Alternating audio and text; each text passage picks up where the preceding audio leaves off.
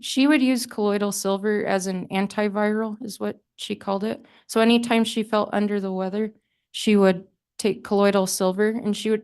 This calls for hearsay. Overruled. Go ahead. I witnessed her drinking it and she would encourage other people in our household to do so. Were you a consumer of colloidal silver? I was. Okay, how'd that work for you? It tastes nasty. Okay. Did it help you in curing any ailments that you may have had? I don't know.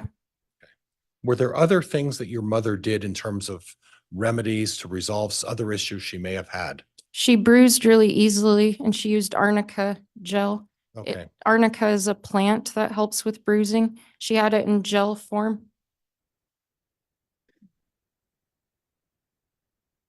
And when you say she bruised easily, can you elaborate on that? If she were to bump her hip on the counter when she was walking by, she would get a massive bruise from that. Even things like carrying a heavier load of groceries where the bag pressed on her arm would leave a bruise. Okay. Okay. I want to go to the date of October 18th of 2019. Do you recall that day? Yes, Okay, and on the 18th, you were, and before I get there, your mother was employed at a school, is that correct? that's correct. Now, in terms of the physical size of that school, can you describe the physical size of that elementary school for me, please? This was a smaller elementary school built in a rural area. The area is growing, but the school is still small. Right now it houses 3 grades. Okay. So if there was discussion about having to travel within the school, would that be a significant distance that you would have to travel within this school? No, I was also employed there at the time, and it was not a hassle to walk from one side of the building to the other. Okay. And at the time, I'm going to go back to October 18th. And on the 18th, was there some sort of an event or occurrence that was taking place at the school? The next week, there was going to be a book fair. It was going to be held in the library where my mom worked, and she needed to prepare her workspace to become a store. The community was going to be coming in and buying books, and so she wanted to move her personal items and personal books so that way they wouldn't get sold or stolen.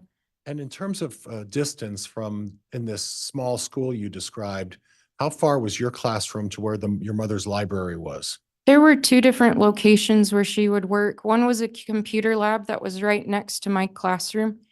Um, some people didn't know that, but they shared a wall. You would have to walk around the corner for the entryway, but I could hear her teaching and she could hear me.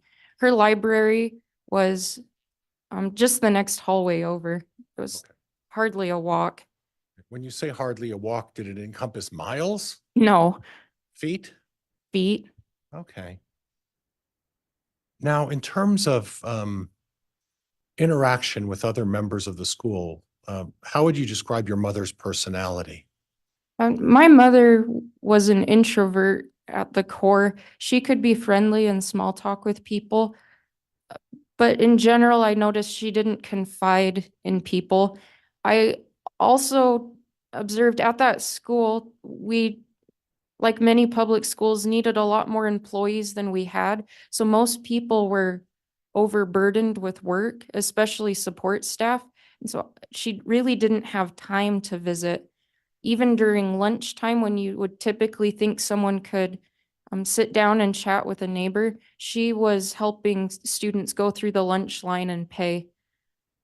Would it have been your mother's habit to openly discuss her health issues with members of her school staff?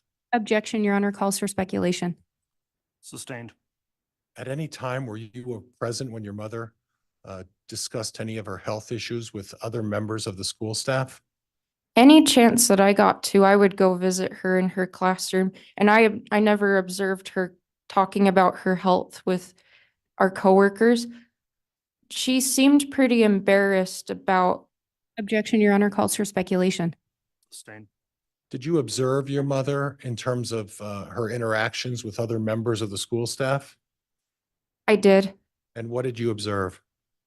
I did not observe her talking about her health. Okay. Would you describe your mother as a very private person? Yes, Um, would you agree that it wasn't her habit to want to miss work? she wanted to go every day. Was that her work ethic or was there some other underlying reason? Her work ethic, she was also not a salaried employee, so she was paid by the hour.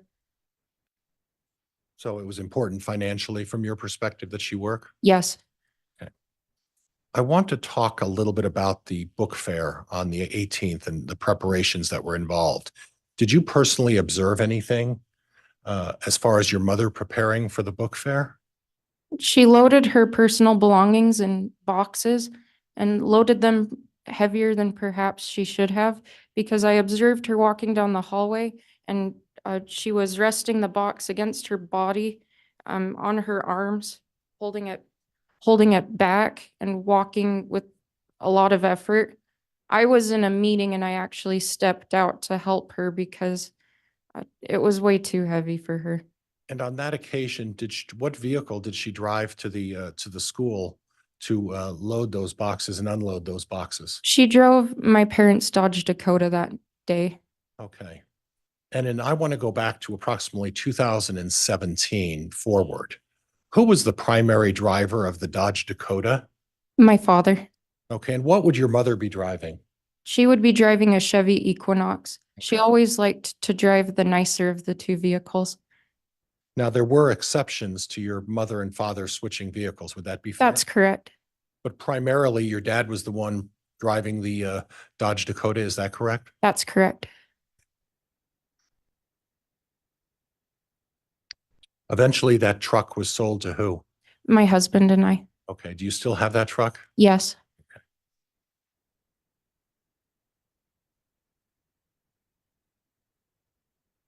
Your mother would use a common phrase in the last year of her life in terms of an assessment of how she would feel. And Yeah. Yes. Objection here calls for hearsay. Sustained. were there occasions when you would, I think I'll move on from there. That's okay. I want to talk a little bit about the Fitbit. Your mother had a Fitbit, is that right? Yes, she had a wristwatch that would count her steps. Okay. And at this point, was it her habit to use that Fitbit on a regular basis? Yes, she would wear it during the day and then charge it at night Okay. when she was sleeping. So she was counting her steps during the day as part of that Fitbit. Yes. And is it your assessment that your mother physically was in a fit state? But no, part of why she wanted the Fitbit was to increase her physical fitness. Okay. She was working on her physical fitness. Yes, she had one, I had one, and she bought my dad one, but he wouldn't wear it. Okay. I want to talk a little bit about your husband Joe's parents. Who are they? Ed and Charlene Murray. Okay. And was there some sort of a competition between your mother and Ed and Charlene Murray? If you make an account in Fitbit, you can add friends. They're people that you know, and you can compete with them to see who takes more steps during the day. Okay. And were you aware of any competition that was going on between Ed and Charlene Murray and your mother? Yes, my father-in-law took a lot of steps during the day, and she wanted to be the winner, and so she would try to beat him. Would you describe your mother as a competitive person? Yes. Okay. Okay. And was there anything unusual with the way your mother operated her Fitbit? Yes. Objection, Your Honor. Calls for speculation. Sustained. At any time, did you observe your mother using an unusual manner in which to operate her Fitbit? The Fitbit is designed so that way you walk and it measures your step by your arm moving. You can count more steps than you are actually taking if you shake your arm. And at nighttime, Honor, I'm going to object and voir dire native objection. You may voir dire, Ms. Blake. Thank you. Ms. Murray, do you recall visiting with your dad on or about November 17th of last year? no. Do you recall a conversation you had with him about the Fitbit and your dad telling you that your mom would hang her arm over the bed and swing it? I observed my mom do that. Do you recall having that conversation with your father? No. All right, Ms. Blake, is there an objection? No, Your Honor. Okay, you can continue, Mr. Pryor. Thank you. So back to the question, you mentioned in response to Ms. Blake that you observed your mother with her Fitbit, and exactly what was she doing? She was trying to get more steps to beat my in-laws. There was a competition. Yes. And where did you observe her doing this with the Fitbit? She had 2 locations where she would do this. She called it exercise. Okay. She would be in the living room. She would place an iPad on the back of a recliner and play the game Candy Crush while shaking her arm. And she would also lie in her bed while reading a book on her Kindle while shaking her arm. Okay. Was it your habit of your mother to read at night? Yes. Okay. Okay. I want to change gears a little bit. And at the time of your mother's passing, where were you living? I was living across the street, diagonal kitty corner. Okay. So if there are, my recollection is there's 3 or 4 houses on that corner. Is that correct? Correct. So your house that you were staying in would have been on what location? The southwest or southeast? I'm bad with directions. Okay. I live close, that house is closer towards Rexburg. Okay, directly across the street, not diagonally. Is there a neighbor that you know over there? There's 2 houses. There was a house that Matt and Regan Price were living in. Okay. And then there's another house on the opposite There's side. another house. I don't know those people though. Okay. So you were across the street and kitty corner from your father. Would that be fair? Yes. Relatively close. Yes. Okay. Now, there's been some discussion about your mother training for a 5K race. Do you have any information about that? I was training for a 5K race, but she was not. Okay, and why do you say she was not? I invited her to run with me and she told me no, and that she never would. Okay. Now, there was some discussion about your husband in September sponsoring a 5K race. Do you recall that, of 2019? Yes, he wanted to fundraise for an organization called Operation Underground Railroad, and he organized a 5K race. A similar one had been put on in the community before, and he wanted it to happen again. And so he organized it. My mother helped. Okay. Well, in helping, did your mother participate in that 5K race? She did not. There was a discussion about some previous testimony about someone observing her. I believe it was a principal observing her crossing the finish line. Do you have any personal observations about what you saw that day?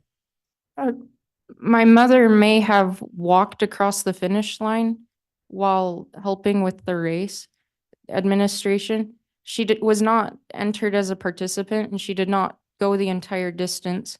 There were some people at the end of the race who were going very slowly, and a group of people walked with them to encourage them to finish. And she may have been with that group, although I don't remember seeing her. Okay. So what you're saying then is that you may have observed her with some people helping somebody across the finish line, but to your knowledge, she wasn't participating in the race. That is correct. She wasn't registered in the race. She wasn't dressed to run either. She was wearing blue jeans. Okay. And do you specifically remember that from September of 2019? Yes. Okay. I want to change the subject a little bit about the clogging and the Zumba high fitness classes. What can you tell me about you and your mother's participation in those classes?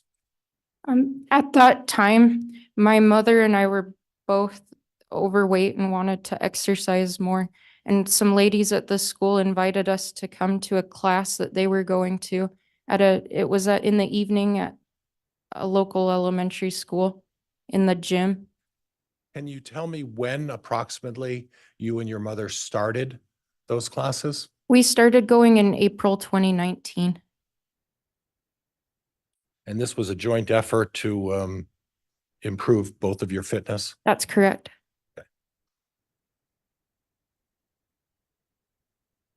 In your situation, was that shortly after a birth of one of your children? That's correct. And I got a lot of heat for suggesting people's weight and size and everything else, but needless to say, you felt personally. Yes, that is my own words. I was overweight and I wanted to get healthier. Okay, and your mother, from discussions with her, shared the same view? Yes, I don't know how much she weighed. Objection, Your Honor, calls for speculation. Abstain. Okay. In any event, the purpose of the Zumba class was for both of you to try to improve your fitness. Yes. Okay. Can you talk about the level of participation that both of you engaged in as part of those clogging and Zumba classes? The idea of the Zumba class, high fitness, is that you can participate to whatever ability you're able to. The way that the gym was set up is it was a school multi-purpose room, so it had a basketball court and a stage. Our instructor would be on the stage where everybody could see her moving, and we would mirror her body movements, similar to how you would copy an exercise video at your house. It was just live. We would dim the lights in the room and turn on party lights to make it feel more fun than a typical aerobics class. So it was dark in the room. You could see silhouettes of people in front of you, but you wouldn't really be able to see people around you. That's part of why it was appealing, is if you couldn't dance very well, nobody would make fun of you. Okay. And in terms of location, where did you generally stand or participate in these Zumba classes? My mother and I would go to the back of the room. Was there a purpose for that?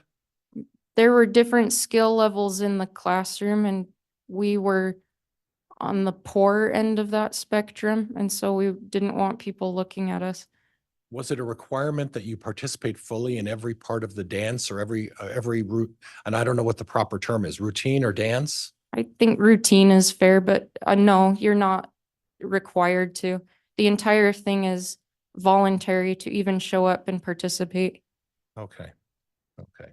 And then as far as the clogging, do you recall how often the clogging classes took place? We would go once a week on Wednesdays. We went for about 6 weeks. Okay. And for about 6 weeks? Yes, So if I do my math correctly, and you're the teacher, not me, that's 6 times? just about. Okay. And then did that continue out? When did the clogging end? She stopped going when she died, Okay. And then when did it start? about 6 weeks before. It was with the beginning of a school year. So if there's a suggestion by anyone that your mother had been clogging and doing Zumba class for over a year, would that be accurate? Objection, Your Honor, argumentative, calls for speculation. Abstain. I want to talk a little bit about your mother's other experience. Did she have any self-defense training? Not through a formal class, but our church would periodically organize evenings, enrichment night, where you could learn different skills. And in Springville, they would routinely have the police show us self-defense skills, And how often did you do that? maybe once a year. And if you were to assess your mother's ability to fight off someone if they were attacking her, how would you rate that? Objection, Your Honor, lack of foundation and calls for speculation. Abstain. Did you ever observe your mother engage in any sort of physical activity where she practiced fending off any assailants? There's a game on the Wii, a video game system called Exerbeat, and there's a kickboxing portion where you can practice punching. Okay. I want to talk a little bit about life insurance. And I want to mention the name Taylor Ballard. Do you know that name? Yes, the Ballard Insurance Group offers insurance for our school district. Okay. And did you have an occasion in September at the start of school to engage in a presentation by the Ballard office? At one of our faculty meetings, they came and talked to us about life insurance and increasing it. And they showed us that the rates were competitive, or it was really cheap insurance. And so they encouraged us to purchase some, and both my mother and I purchased some at that meeting. Okay, and at the meeting, uh, was it at the meeting that both of you just elected to purchase the insurance? Yes, So prior to that, and I can't remember, in September of 2019, I believe you were married at that point. Is that correct? I was. Did you consult with your husband before you elected to up your insurance at that point? Objection, Your Honor, relevance. Sustained. Are you aware as to whether or not your mother consulted with the insurance, with your father prior to upping her insurance on that meeting day with Taylor Ballard? Objection, Your Honor, calls for speculation. Overruled. Are you aware of whether or not your mother consulted with your father on that day to up her insurance? Objection, Your Honor, calls for hearsay. Overruled. You can answer it. We were sitting at a table and filled out the paperwork together. We both signed to take out more life insurance on ourselves, and we did not consult with our husbands. Okay. And at that point, did you take up the maximum amount of insurance that you could purchase at that point? I did not because I could not afford it. I later did. Okay, at the next period. Yes, But it's your understanding that without discussing with your father, your mother elected to up her insurance to the maximum amount. I saw her check that box on the paper. Okay. I want to change gears a little bit. And there was some testimony about a Google search for south-southwest wind. And that would have been on 9/8 of 19. Do you recall that? I do. And was that your father who did that search? That was me. And what was the purpose of doing that search? I saw a rainstorm. We were planning an outdoor event, and I wanted to know if those clouds were coming our way. The weather forecast for where we live in Rexburg is sometimes inaccurate because we don't live in Rexburg. So I was trying to be an amateur meteorologist, and the weather app said it was coming from the southwest, and I didn't know if that meant it was coming or going from the southwest. And so I did a Google search on the desktop computer that my parents kept in the living room. Okay.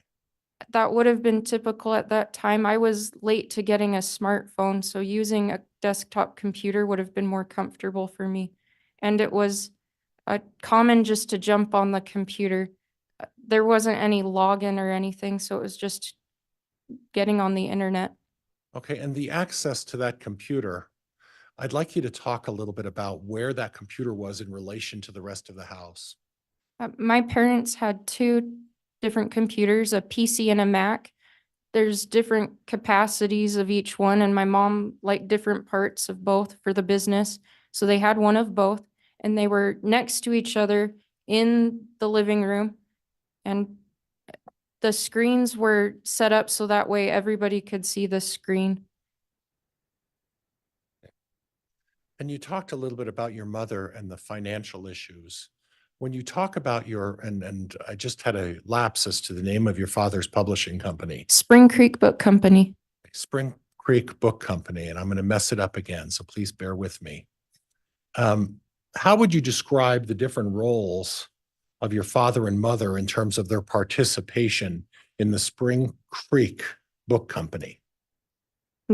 I would say that my dad was the creative side behind it, and my mom was the one that made everything happen with finances and logistics.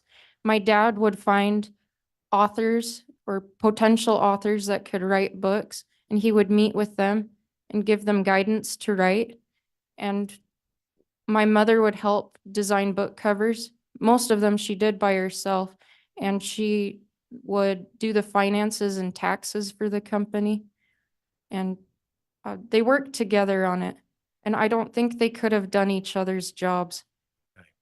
But there was access in both of them. Was it necessary for both of them to know the passwords to all of the organizational, for lack of a better word, all of the organization of the Spring Creek Book Company? Yes, they were both able to log into the required programs. Okay, there was no need for them to be provided or have someone provide them with the passwords. They were both well aware of them? That's correct. And my mother also would typically save her passwords. So even if you knew it, you wouldn't need to type it in. Okay. I want to change gears a little bit. We're going to get back to your father and his artistic side in a minute. But I want to change gears about the physical description of the home that you're now living in. Would it be fair to say that it's a brick house, Yes, a one-story, yes, that there's a garage? yes, Is there an unusual structure that's attached to the back of the garage? yes. The previous owner constructed a building over the pump house where the well is, the machinery that draws water for the house. And it's unheated. It's built from a different material than the rest of the house. There's not very much electricity that goes to it. Okay. And did any of your brothers or sister ever use that, and what was the word for that? Cozy cone, Cozy, what? cone, Cone, C-O-N-E? yes. Okay. Is there a time when at least one of your brothers would use the cozy cone?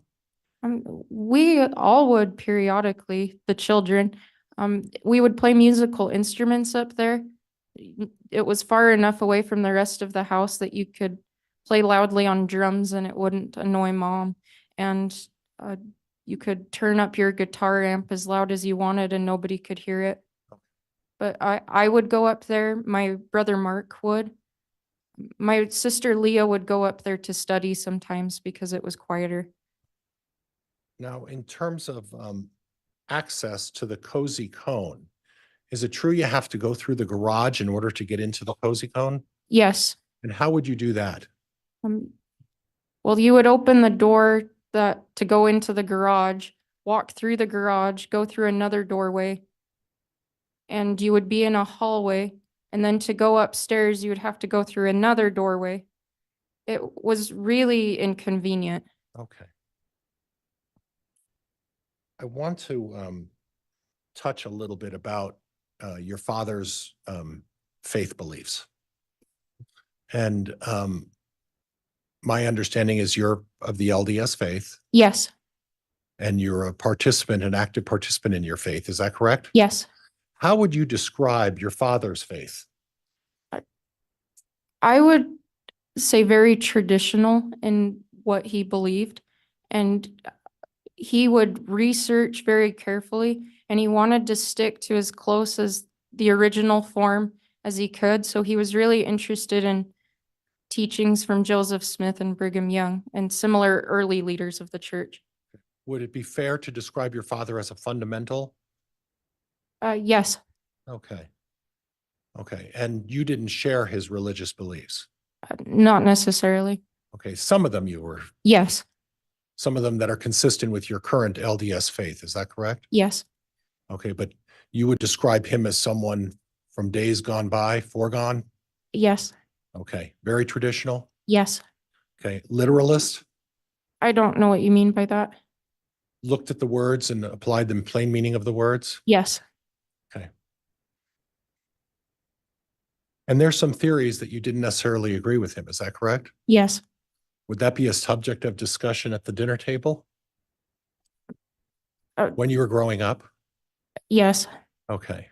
And do your brothers and sisters all share your father's fundamental beliefs? I think they're more similar to me, that there's elements that they might feel drawn to and others that they don't. Are there elements of your father's faith that you don't necessarily agree with? Yes, Okay. Okay.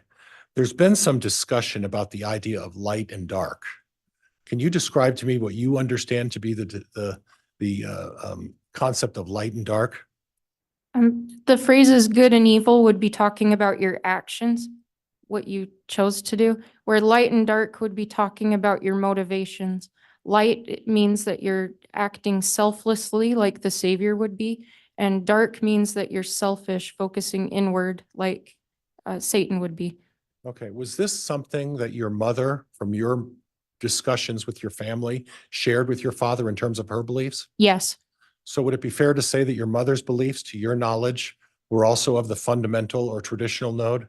probably more so than him. Okay.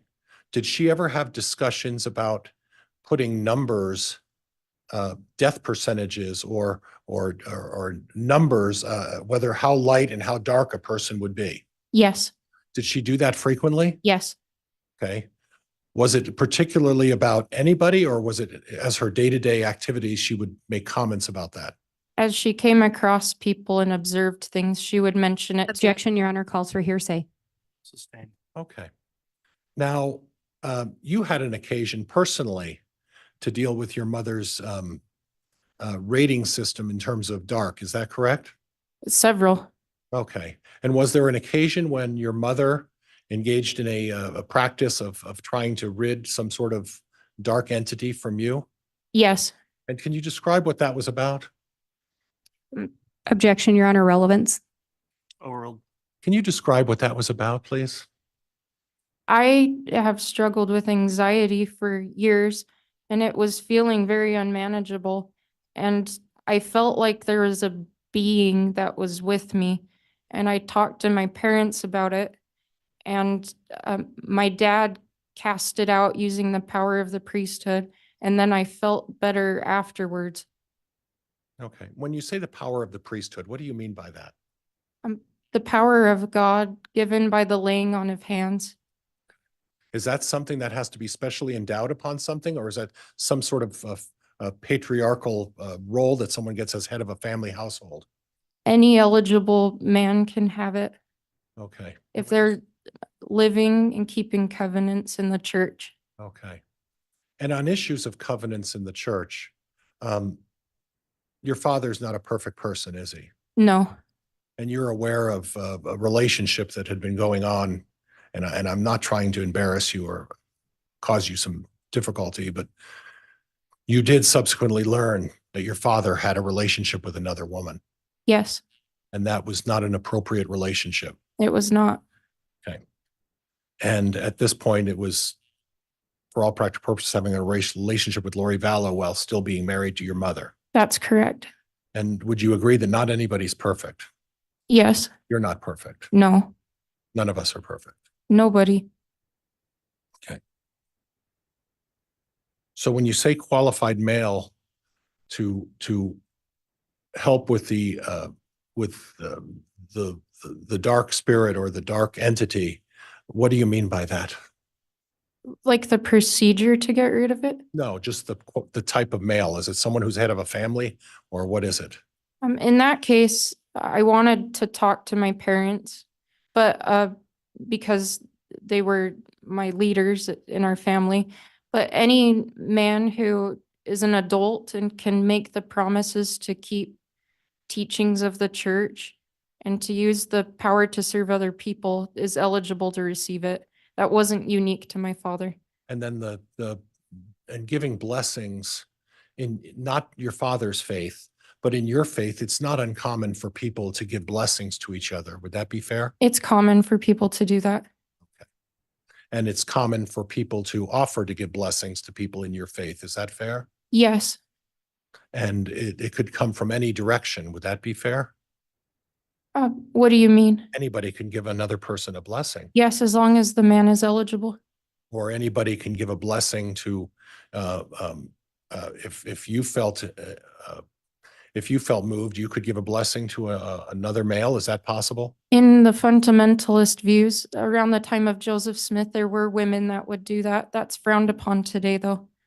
Okay, so at this point, it's usually the head of the male or a male person who is the one who would generally give the blessing to other people. Would that be fair? Yes, that's correct. Okay. Now, while you were dealing with this dark entity, is it your understanding that when you're going through the process of trying to rid that dark entity or that feeling of, and would you describe it as just a feeling? Would that be a fair way to describe it? I felt like there is an actual person trying to control me. Okay. And at that point, after the conclusion of what your mother engaged in and your father engaged in, did you feel relieved or some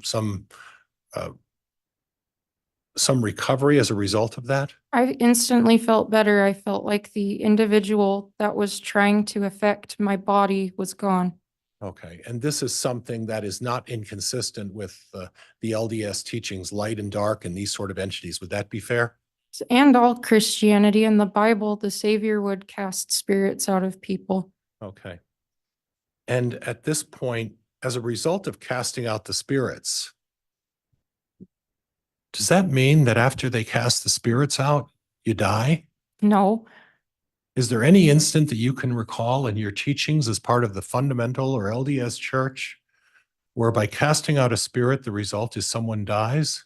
no, the goal of it is so that way you have your own body back and can be in control of yourself.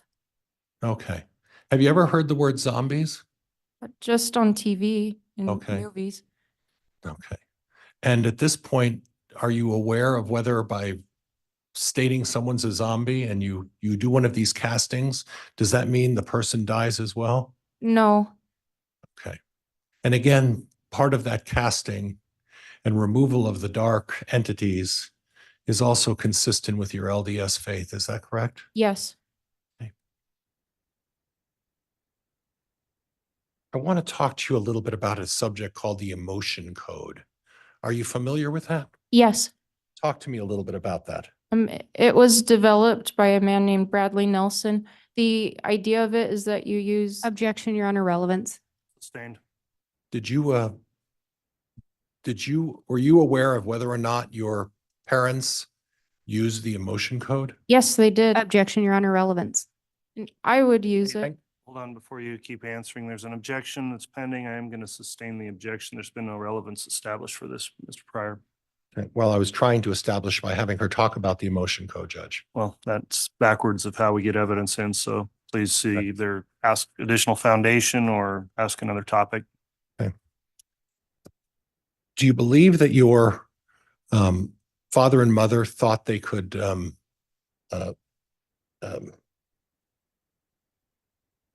sense whether a person was light or dark? Yes, Was that something that was referred to as the emotion code? no, What is the emotion code? Objection, Your Honor, relevance. Sustained. That's okay, Judge. We'll move on.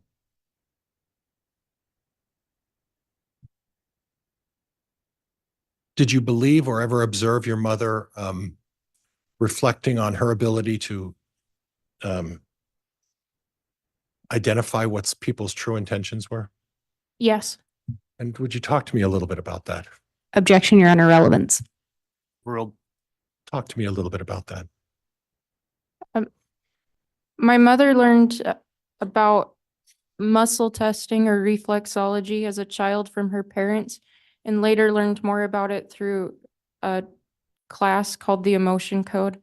The idea is that you use your body. Objection, Your Honor, relevance. Sustained. Okay. Did you observe which one of your parents was better able to apply this issue of this true intentions? My mother was more skilled at it. Okay.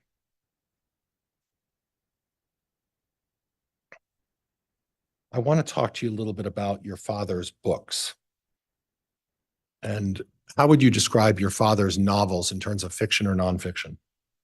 He did write some nonfiction books and some fiction. Okay. He also wrote children's books? Yes. And the theories and ideas in his books, where do you think he derived most of his inspiration from? Objection, Your Honor, calls for speculation. Overruled. You may answer. The Latter-day Saint Church Okay. and his own ideas. Okay. And I want to clarify a little bit. When you say the Latter-day Saint Church, you're not necessarily meaning the current Latter-day Saint Church, are you? No. You're referring to what was at some time a more traditional view of some of the readings of the Latter-day Saints. Yes. And would you agree that it was your father's intention to sort of, and through his books, discuss some of those theories and express those through his books? Yes, similar to how historical fiction can teach about the past, he wanted to teach about the future with fictional characters. Okay. And it doesn't necessarily mean, as someone like you who's has firm belief in the LDS faith, that you would necessarily agree with everything he put in his books. Would that be fair? Yes, it was an interesting experience to read and to think about what I would do in similar situations, but I did not interpret it to be scripture in any way. Nor did you interpret it something that you would generally accept or believe. Is that correct? Correct. Okay. How would you describe your father's personality? Very introverted. Much like your mother, Yes. without name calling, would you describe your mother and father as more of a bookworm type? Yes. Okay. But your father enjoyed expressing his views about his religious theories, correct? He enjoyed speaking in front of groups and teaching, but not necessarily talking one-on-one with many individuals. That would be very draining for him. But talking in front of a group and teaching had a different energy about it. Okay. And your father found great satisfaction in anyone who would take an ear expressing his views, and once he got on the subject, he would. It was something he was passionate about, and he enjoyed talking about it.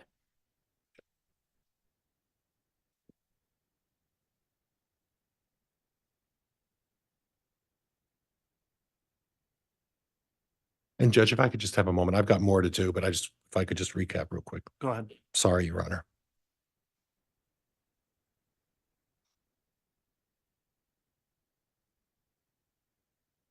I want to talk to you a little bit about whether or not you know if your mother is familiar with paintball guns. As a family and like her current family with husband and children. I'm talking about from her past. Oh, that's a common recreational thing where we grew up in Utah. It wasn't something she enjoyed doing, but she probably went at some point. Okay. Were you familiar with her brother and uncle who were involved in that? Yeah, she had an older brother and an uncle who was about their age that liked to do adventurous things. Okay. So at the time, do you recall the incident with the paintball gun incident?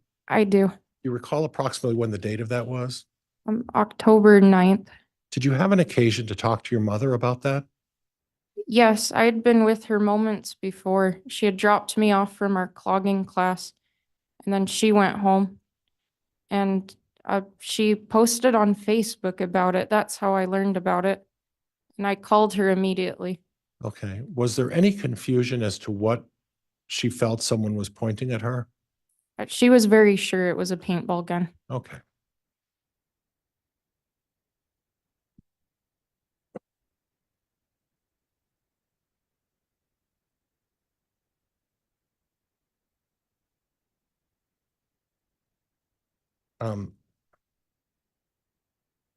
I want to talk a little bit about the day of your mother's passing.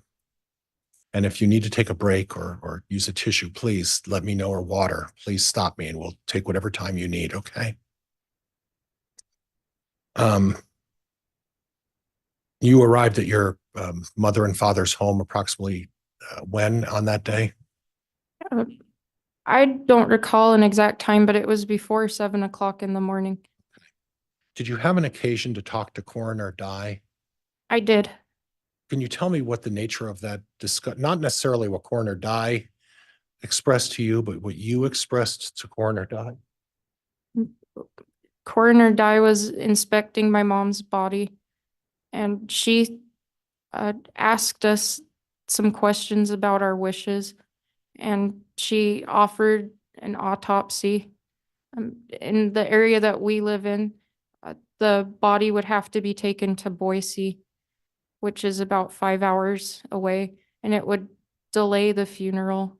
And this is my own personal view. I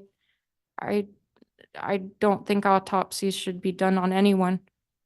And the idea of my mother's body undergoing that was very distressing to me. Okay. Did your father at the time in front of Coroner Dye ever express an opinion as to whether he felt one way or the other about getting an autopsy? He did not. Objection, Your Honor, calls for speculation, lack of foundation. If you would rephrase that, Mr. Pryor, to make sure it's something she observed and not through other Okay. means. Did you ever observe your father have a discussion with Coroner Dye on the subject of an autopsy? My father was very distressed and was not speaking at that moment. Okay. He didn't express any opinion. Okay. Did you express an opinion to Coroner Dye about what your wishes were? I did not want an autopsy.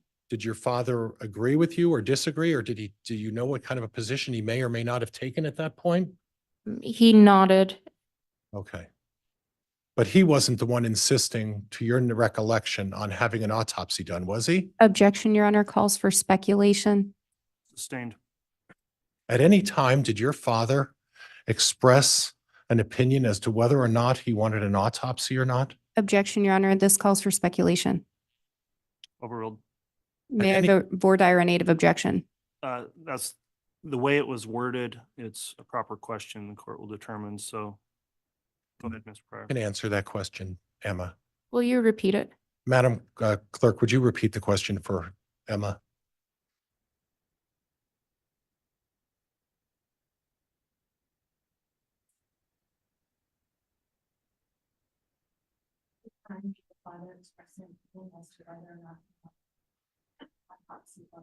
Objection, Your Honor, hearsay. This calls for hearsay.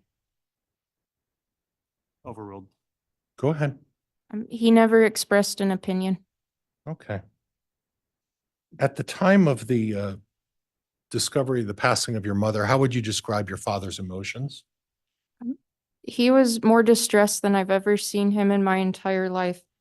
I'm used to, well, at that time I was an adult, but he felt like an adultier adult. I was used to my parents being in control and in charge, and seeing him so distressed and emotionally out of control was very scary to me. And I didn't doubt his grief at all. I'd never seen him more upset than in that moment. Would you be able to assess whether that was genuine grief or not? It appeared to be genuine grief. Is there any doubt in your mind? No doubt at all. Okay.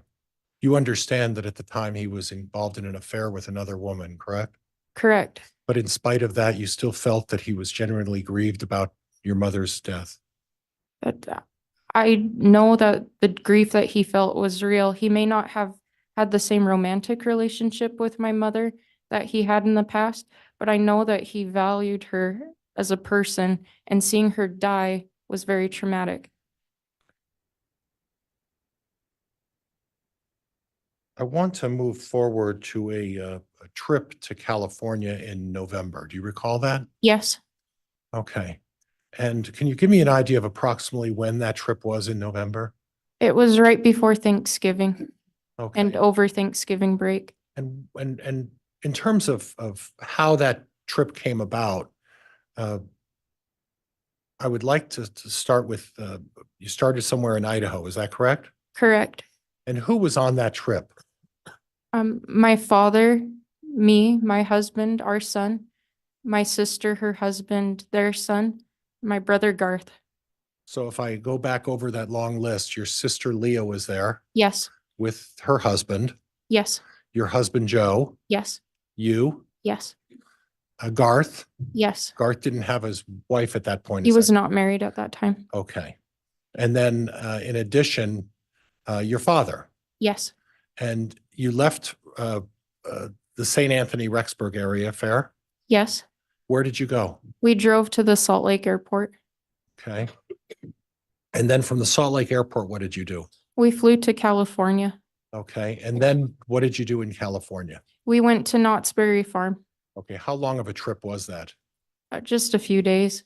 Was it a Thanksgiving trip of some kind? Yes. Okay. And then what was your father's plans after that weekend? He was going to go live in Hawaii. Okay. And was that going to be a permanent move? No, Temporary? that's what he said. Okay. And was there any secrecy applied to that meeting? Was there any way that he was trying to conceal where he was going or what he was doing? No. Okay. So it was public airline tickets, Yes. public transportation, Yes. public hotels. Yes. Okay. Public planning. Yes. Okay. And at some point, was someone else planning on going on that trip with you? Yes, Lori Vallow attended with us. Okay. Did she drive from Rexburg, St. Anthony area with you folks to Salt Lake City? She did not leave the same time we did. And she Okay, did not leave from the same location. okay. Do you know where she left from? I do not. Do you know when she arrived with you in California? She arrived later that night, about 12 hours after we had left. She arrived by vehicle. Okay. Did you ever find out why she was not going with you folks uh, for the drive to Salt Lake and then the plane trip from Salt Lake to California? She told me that she was with her. Objection, Your Honor, calls for hearsay. Sustained. She told me that she was Hang on. with, oh, sorry. Hang on. Can answer that. Was there a discussion with her about what she was planning on doing prior to arriving in California? Objection, Your Honor, this still calls for hearsay. Sustained. Was there at any time um, did you learn at any time what Lori Vallow was doing before she arrived at California? Objection, Your Honor, this still calls for hearsay. Response, Mr. Pryor? It doesn't call for hearsay. I'm asking whether she learned of something, Judge. I'm not asking what she said to her. Your Honor, may I voir dire a native objection? No, I'll overrule the objection. She can answer. Did you at any time learn of where Lori Vallow was doing on the before she arrived in California? She told me that she was. Hang on. I don't want you to say what she told you, whether you learned information. I learned that Objection, Your Honor, this is why it calls for hearsay. Judge, I'm not again asking for what Ms. Vallow may have said, although I think a statement of a co-conspirator, it comes in anyway. Well, that is true. Co-conspirator statements do come in. Your Honor, not from, only as a party opponent. So the state would still object. This calls for hearsay. It's not based on personal knowledge. Judge, there's no indication that Ms. Vallow is on my side or in any way in support of. Your Honor, case law is clear. All right. Judge, would this Let be me- time to take a break? Yeah, I don't want to have continued argument over this in the juror's presence. I want to make sure that we're going into these types of issues. I get a clear ruling before we continue with objections in front of the jurors. So why don't we go ahead and take the morning recess a little earlier for 20 minutes here, and then I'll hear additional voir dire on this and argument in aid of objection if there is any, and we'll make a ruling before we get back on with additional testimony. So that'll be the time for the morning recess, and we'll go ahead and take the break now. And may she be excused to, at this point, she's coming back. May she be Sure, excused? to- she can step off the stand and Thank take a you. break also, just not to discuss her testimony with anyone else, including you, Mr. Pryor. Okay, thank you, Judge. All right. All right, please. Emma, you can go back. I just can't talk to you.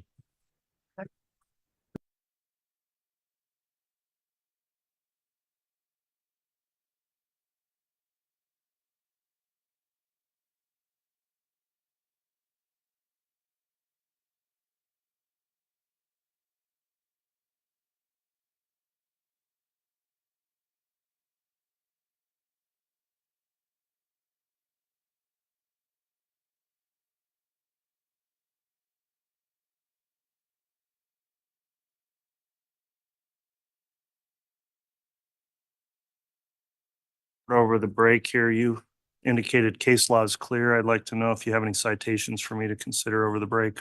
Your Honor, and if I may have a moment to find the brief, this issue was actually pre-litigated when the cases, I believe, were still joined. Okay. And so I do have a motion that was previously in a brief that was previously provided to this court on the issue of statements of co-conspirators. Okay, we'll take the recess and I'll perhaps have my staff attorney, Ms. Stallings, see if you have a citation or a reference to a previous ruling the court's made on the issue and get that before we come back on for argument at some point. Likewise, if there's anything from the defense in support, Mr. Pryor, I'll give you obviously the same opportunity and then we'll argue it on the record before we make Thank you, any Judge. decision. All right, so we'll be on recess. All right. Folks, stay where you are for just a moment.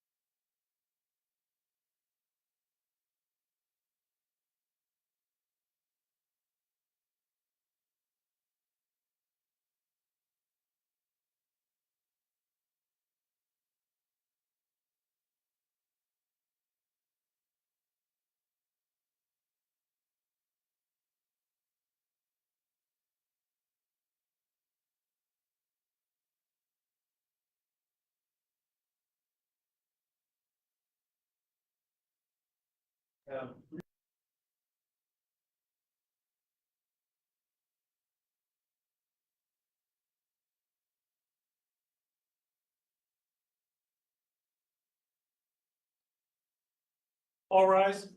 Mr. Court, again in session. Honorable Stephen W. Boyd, Judge presiding. Thank you. Please be seated.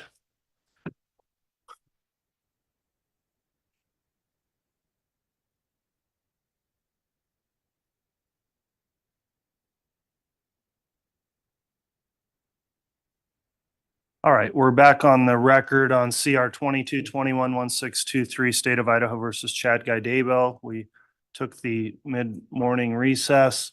There was a pending objection on a hearsay grounds, and the court wanted to hear additional argument in making rulings on that because I think it's apparently a line of questioning that may come up more than just a single question. So there was a reference from the state that there was some either previous ruling or case law that may govern.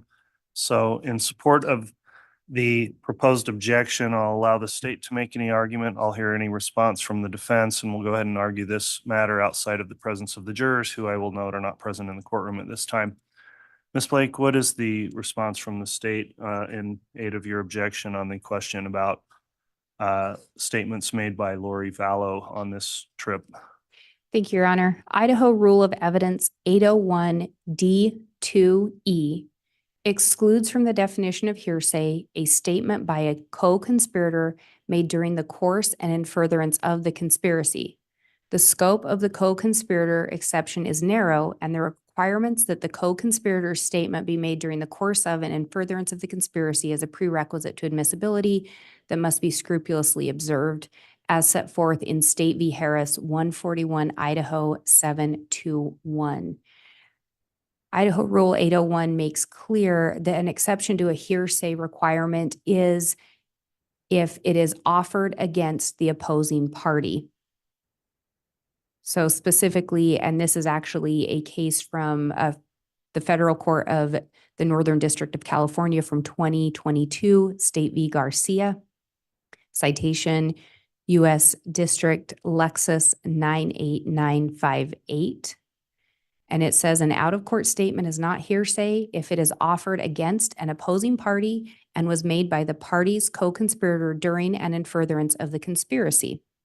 The statement of a co-conspirator is admissible against the defendant if the government makes a showing. I think there is some reference that can be made to the Crawford analysis when it comes to testimonial statements. However, nothing being proposed to be offered today would even be testimonial. I think Rule 801 and laying out the hearsay exceptions make it very clear, as well as that case from California, that the statement of a co-conspirator the co-conspirator is a party opponent to the state, not to the other co-defendant or co-conspirator. Therefore, the introduction of a statement made by a co-conspirator is not an automatic hearsay exception for a co-conspirator, since the state would be the party opponent, not the other co-conspirators. Statements of co-conspirators are admissible as hearsay exceptions against other co-conspirators as introduced by the state. So I think the only times that there could be an exception would be if it was the testimonial and would fall under the Crawford exception in looking at whether or not there's a confrontational clause that comes into play. I don't think there's any indication that we're even within that realm. And I think the rule alone in Idaho is pretty clear that it is a statement of a party opponent. Co-conspirators are not party opponents. All right, thank you, Ms. Blake. Mr. Pryor, how would these responses not be subject to the hearsay rule? Judge, a statement by a party opponent, and Mr. Blake was kind enough to point out that she's the party opponent in this case. And a statement is not hearsay if it's made against a party opponent. The allegations that the state are making is that somehow Ms. Vallow and Mr. Daybell were involved in a conspiracy. The statement by Ms. Vallow would suggest that Mr. Daybell was not part of that conspiracy, and thus a statement against the party opponent, the state of Idaho, in their prosecution of Chad Daybell. All right, I've considered the argument here, and on the ruling, certainly interesting issue, and I appreciate the parties allowing time for the court to consider this also. I think two things looking at, number one, whether or not this would be some statement coming in furtherance of the conspiracy. And I think obviously it's problematic if the defense is proffering that these statements are in furtherance of the conspiracy that involves the defendant being alleged as a co-conspirator. And also on the exception for an opposing party in the State versus Garcia site. Looking at the rule here where this is being offered in the defense case in chief and the statements of this co-conspirator, this is different than obviously the state putting on evidence alleging a conspiracy amongst co-conspirators. This is a witness called by the defense, and I do again think it's really problematic if there's some sort of proffer that statements were made here in furtherance of the conspiracy, which is generally where that rule allows for the exception. I also find that the state is not a party opponent. We're not quite ready, sorry. False alarm.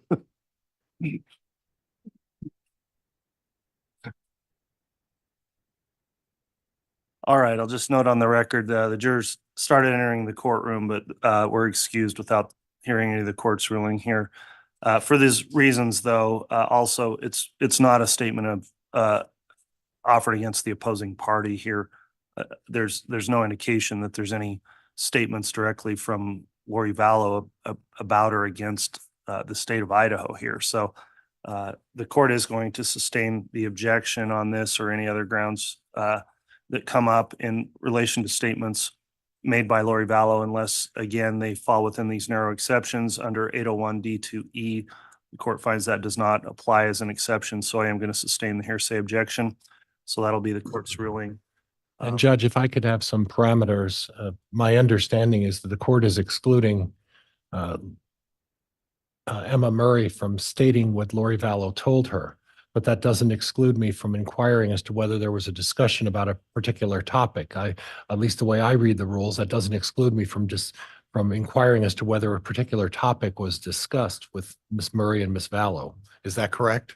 All right, well, my ruling is limited to the line of questionings that came up. So whether or not, again, it goes into hearsay and eliciting statements made by Lori Vallow that are asserted for the truth of the matter asserted, the court would take those up individually if they come up again. But this is the framework going forward as it relates to comments she may have made. So there may be other exceptions that would apply, and I don't know what comments or statements she made and whether they'd be subject to any other rule. But in terms of the co-conspirator exception, that'll be the court's ruling.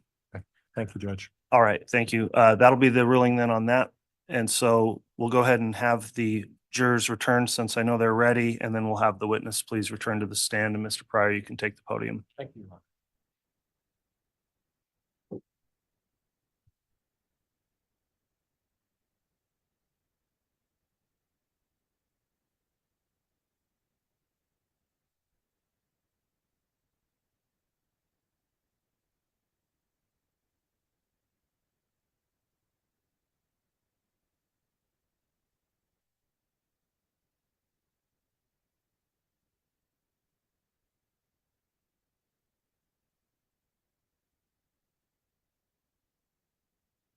All right.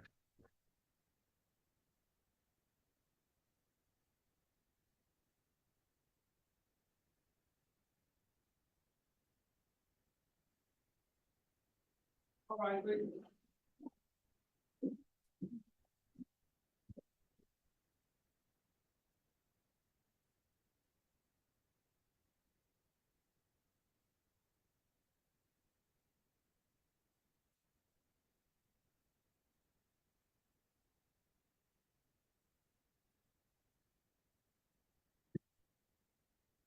you talk with the for you. Thank you. Please be seated.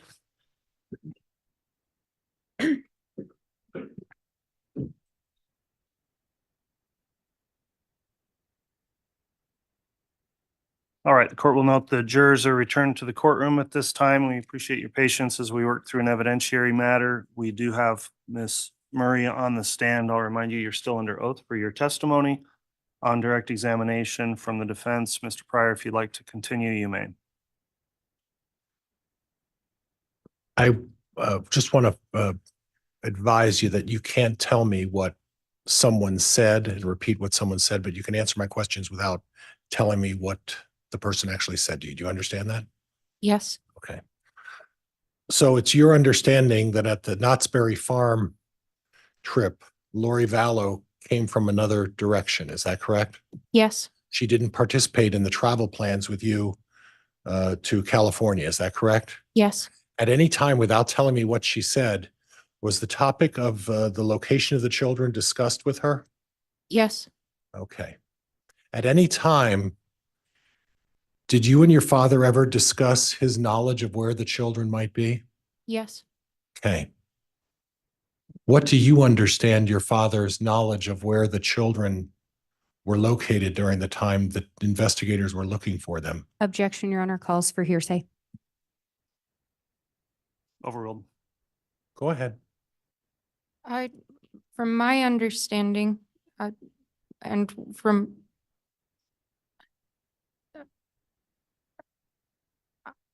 I was told that the children were in a safe place. Okay. And was that understanding through your discussions with your dad? Yes, At any time, did your dad actually know where that safe place was with your discussions? Objection, Your Honor, calls for hearsay. The only way she'd know this is based on hearsay and calls for speculation. Sustained. At any time, did your father ever tell you where he might think the children might be? Objection, Your Honor, calls for hearsay. Judge, I'm not asking for an answer. I'm asking whether there was a discussion regarding that subject. May I have a quick sidebar with counsel?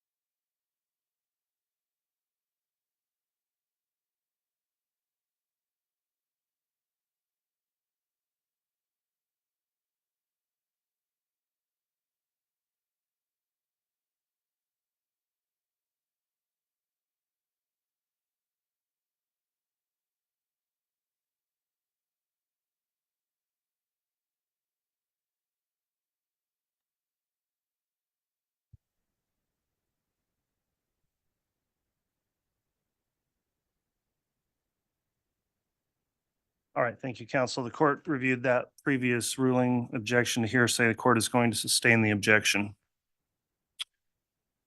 So at some point, is it fair to say that you had a discussion or multiple discussions with your dad about where the children might or might not be? yes,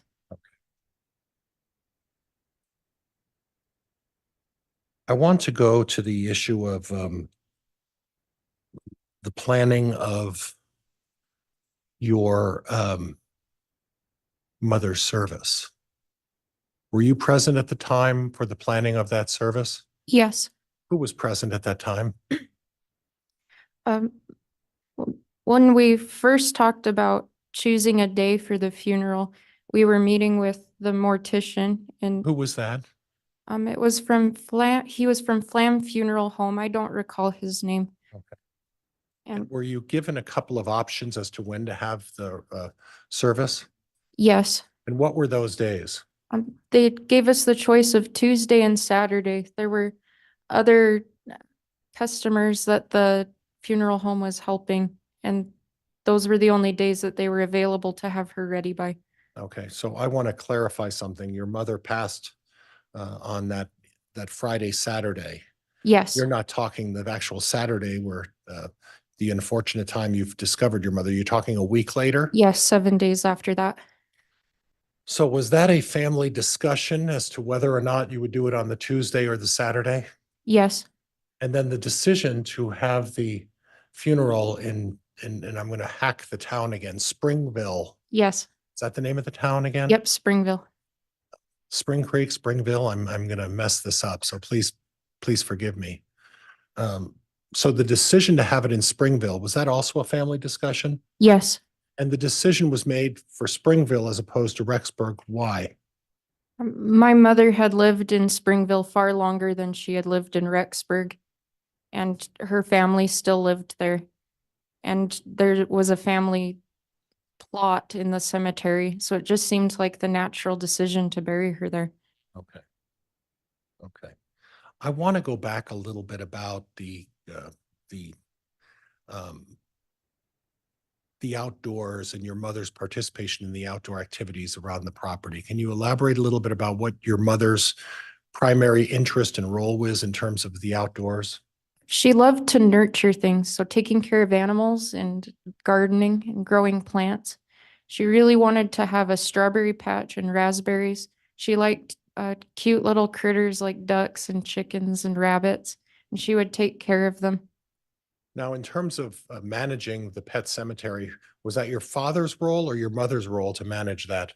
My mother's, Okay, and she was the one primarily responsible? yes, So your father didn't necessarily go there and participate in anything with the pet cemetery. Would that be fair? yes, that's fair. Okay, so anything that changed or anything that was modified in terms of the pets or pet cemetery, would your mother be aware of it? She would be aware. Okay. Okay. And you recall that you've seen some evidence, actually the news, it's been all over the news, about an email that your father sent to your mother on September 9th, correct? Yes, Mr. Pryor, quick sidebar, please.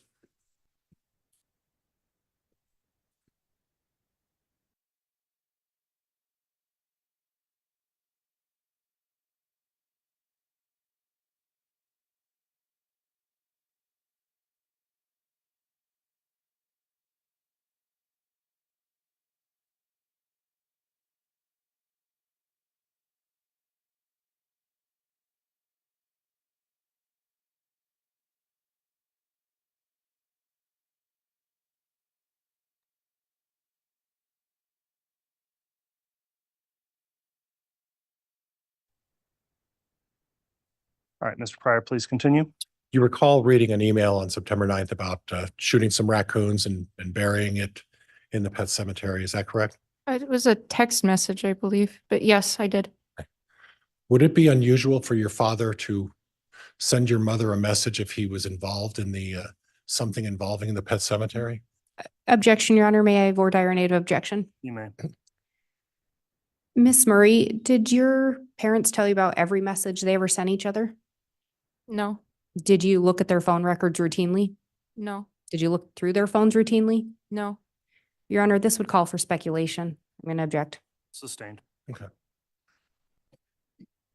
Again, it was your mother's primary responsibility to manage the pet cemetery, correct? yes, And it would be, if your father were to do something in the pet cemetery, would it be unusual for your father to have to let your mother know that he was doing something? Objection, Your Honor, calls for speculation. Sustained. I'll move on, Judge. You mentioned that you lived kitty corner to the your dad's house. Is that correct? yes, And has there been occasions when you folks have also encountered issues with animals on the property? yes, And in some of those instances, were those animals buried as a result of being shot yes, on your property? yes, Okay. And do you have any knowledge about animals being shot on your dad's property as a result of issues with either livestock or otherwise? yes. Okay. And some of the animals that were on your father's property at the time, can you go through the list of different type of animals that were on your father's property at that time? There were a lot of cats. We live right by a busy highway, And so all throughout, there's stray cats that get hit and my mother would feel bad for them and they weren't even our cat and they'd get buried.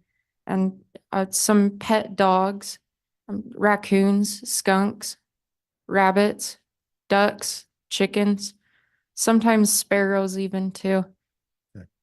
And your mother was a kind and considerate person, Yes, and she felt that that was the reason for why she erected the pet cemetery. Is that correct? even if it was a pest animal, she didn't want them to be disrespected. Now, I noticed that when you ran off the laundry list of animals, that during the time period of, let's start with the beginning of November or beginning of 2019 through at the time when your father was accused of this. Are you aware of whether or not your father owned a dog? My father did not own a dog. He does not like dogs. So there was no dog on the property at that point. Is that correct? Correct. That they owned. Oh, that they owned, yes. You guys had a dog across the street, right? We did. Okay. And you don't know whether Regan Price and her family had dogs, right? They sometimes have, but I wasn't sure at that time if they did. I want to talk to you a little bit about your feelings about law enforcement in this case.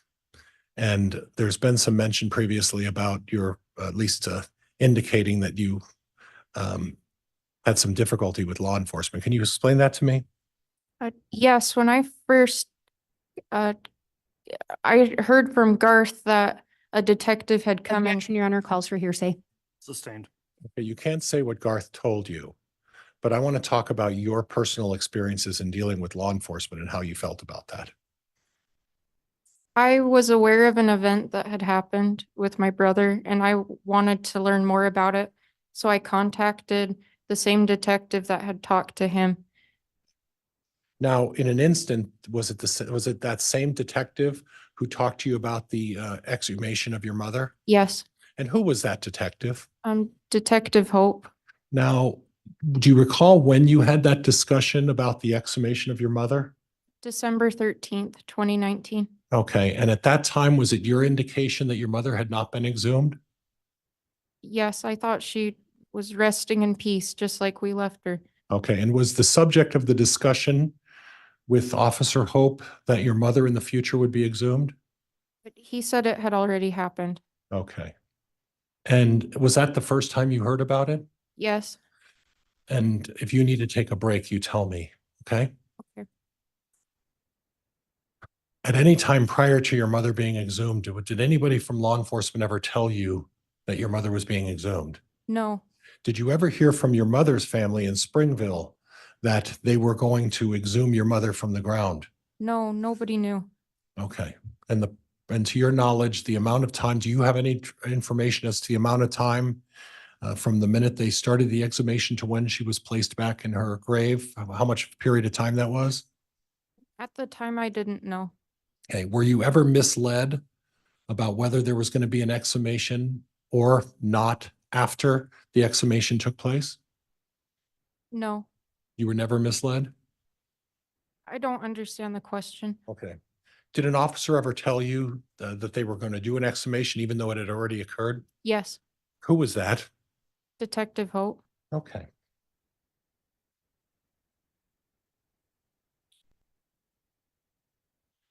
At any time, did the events that led up to your father's arrest cause you to have concern about law enforcement? Yes, What kind of concerns did you have with law enforcement? Objection, Your Honor, relevance. Sustained.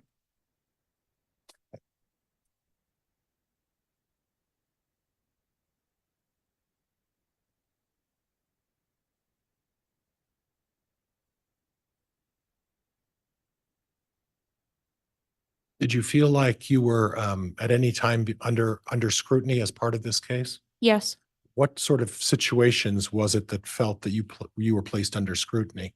Any interaction I had with law enforcement. Okay, was there an occasion at a gym that caused you particular concern? Objection, Your Honor, relevance. Overruled. Was there a particular situation at a gym that caused you particular concern? Yes, What was that situation? I went to exercise with my sister-in-law Who and was the sister-in-law? Michaela Daybell, Okay, that would be who's, my brother Seth's wife. okay. I can't keep all of you straight. I'm sorry. And then what transpired at that point? What did you observe?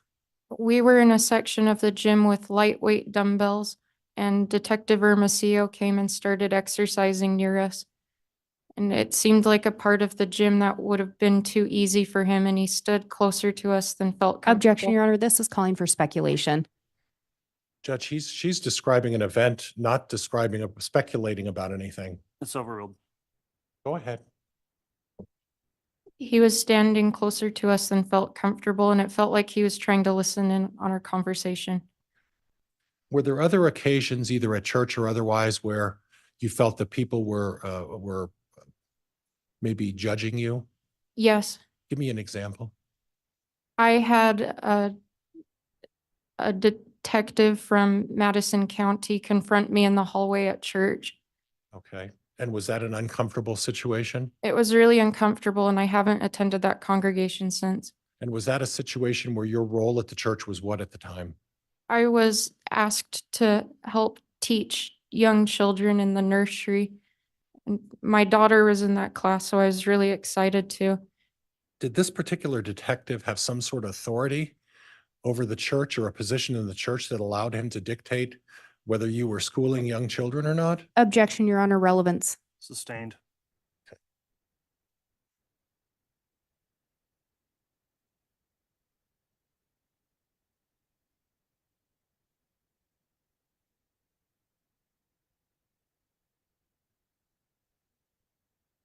And Judge, if I could have just a moment, please. You may.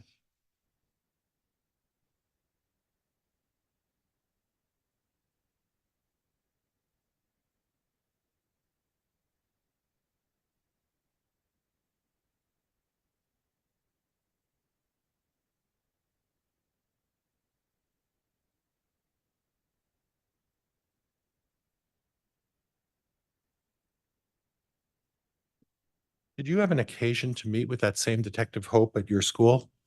Yes, Do you recall when that was? I only met with him one time. Okay. Do you recall what the nature of that conversation was? Um, The idea was I wanted to ask him what was going on, why he was contacting members of my family. In what regard? He was asking where my dad was, and we gave him my dad's phone number and told him he was in Hawaii. But they, they said that they had no way of contacting him. That seemed untrue. Because you had previously provided that phone We information? provided contact information, and they said he was in hiding, but we told them where he was And when do you recall telling them where your dad was in Hawaii? at that meeting. Okay. So a suggestion that you felt that the suggestion that they weren't able to locate your dad and that he was somehow running or hiding was inaccurate? Yes, Okay. I want to talk to you about the day that you were present for your dad being arrested. Do you recall that? Do yes, you know the day that that was? June 9th. Okay. And on that particular day, we've previously seen some videotape of you approaching your father, and it was an emotional situation. Do you recall that? Yes. I want to talk to you a little bit about how the car was positioned in relation to the property, your father's property. It was parked parallel on the side of the road, What road was that? Do you recall? 200 north. Okay. So if the car was pointed towards Salem Highway, the nose of it, correct? Yes, And the rear was parked down 200, correct? yes. So it was pulled over on the side of the road. If someone were to look out the right side of the car window, what would you be looking at? The house. If someone were to be looking and turning and looking behind the seat, back towards the trunk or that corner, what would they be looking at? Objection, Your Honor. Calls for speculation. Overruled. What would they be looking at? Whatever was behind the car. It wouldn't be by turning around and looking back, you wouldn't be looking at the property, would you? No. Okay. Now, there was an occasion that during this investigation of your father's property, that your father was over at your home that day. Is that correct? Yes, And did you have a discussion with your father about what he was intending to do? yes, Did you have an occasion to observe him leave the house? yes, Did he leave the house at that time? And I'm going to use a phrase, flee the scene? Objection, Your Honor, calls for speculation. Sustained. Did you observe your father racing off at a high rate of speed once he left the house? but the speed limit's 50 miles per hour. I saw him drive that speed. Okay, and he left the house and did it appear to you that he was in a hurry? No, Okay. Now you have a recollection of who he was going to see, correct? yes, Yeah. And who was he going to see? Objection, Your Honor, calls for hearsay. Sustained. Was there a discussion with you being present that he was going to visit a lawyer? yes, Objection, Your Honor, move to strike, calls for hearsay, leading. Sustained, and I'll strike the question and the jury's disregard that question. But in any event, your father was not. Objection, Your Honor, this is going to call for speculation. I agree, and it's leading, so sustained. Okay. Did you observe your father speeding off from the house on the day of June 9th? Objection, Your Honor, asked and answered. Sustained. And again, Judge, if I could have a minute.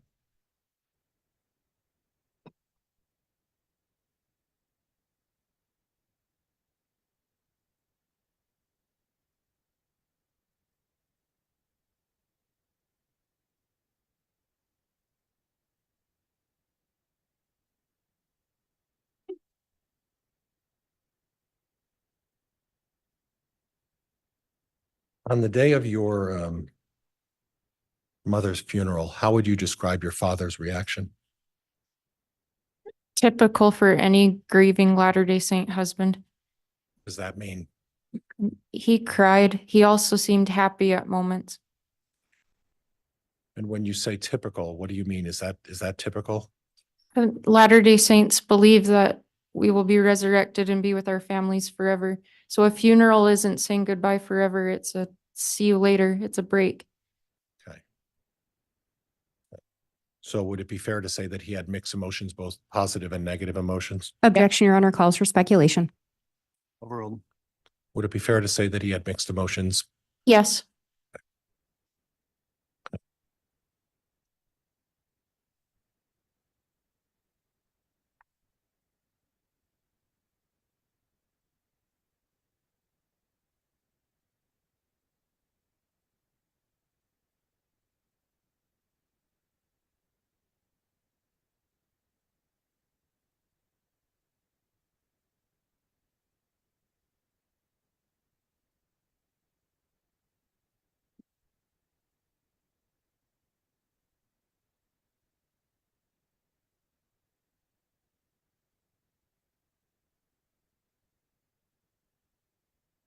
Judge, that's all I have. Thank you. All right, thank you, Mr. Pryor.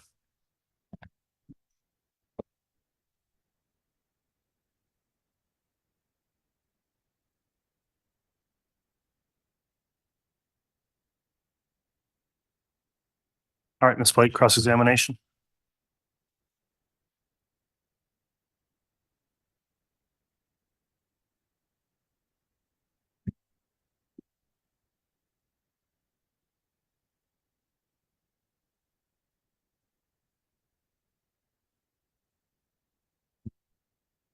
Miss Murray, is it okay if I call you Miss Murray? yes, Mr. Pryor started off saying that he told you to tell the truth here today. Do you recall that? yes, And you said you'd met with Mr. Pryor maybe 3 times. that I recall. You've been talking with your dad almost daily over the last several years, correct? Yes, Lots of conversations with your dad. yes, Do you recall your dad in early June of 2020 telling you not to cooperate with law enforcement? I don't remember him saying that. You don't remember a phone call in which he relayed to you, probably better if you just don't cooperate? I don't remember that. Do you remember then telling the FBI you were not going to meet with them anymore? I chose not to do that because of counsel from another attorney. But it was after having that conversation with your dad, correct? No, Was it after June 9th of 2020 that you told him that? yes, After June 10th of 2020 that you told him that? I don't remember.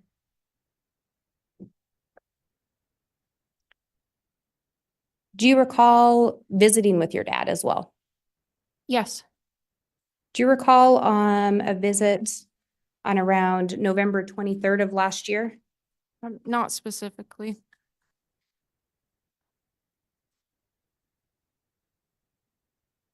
Do you recall having a visit where you and your dad talked about that 5K race?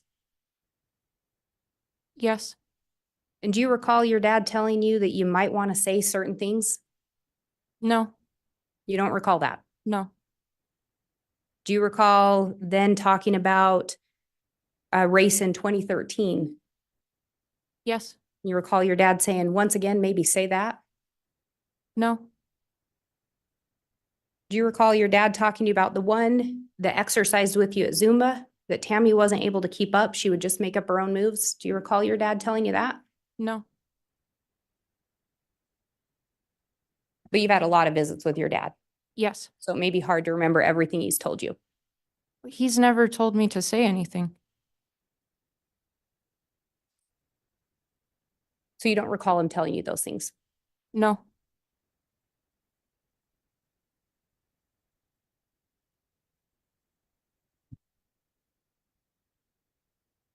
You talked about you were worried about your mom's health, yes, but your mom went to a doctor, right? She'd been there for a wrist recently. just for the wrist. Surprised you to learn that no mention of current anemia in her medical records? Because she hadn't been to the doctor since 2017. When did your mom go to the doctor for a wrist? In 2019, that's a Okay. 2-year gap. You just answer the question. So when did your mom go for her wrist? In 2019, Her medical records say nothing about current anemia. Does that surprise you? yes, Her medical records say nothing about sleep apnea, correct? uh, I don't know. Would it surprise you that they don't say anything about sleep apnea? No,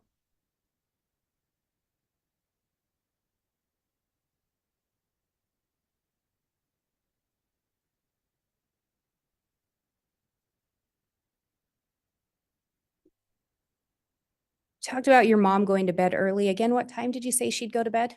it varied depending on the day, but 5, 6, 7 o'clock, Were you over at the residence when she'd go to bed? usually, Would you go in and visit with her? if she was awake. Would you go watch her while she was in bed? No, So you don't know what she did when she went to bed. Fair to say? fair. So you don't know what she would do with the Fitbit when she went to bed, right? I watched her do it several times. Several times. You didn't watch her nightly go to bed. I did not.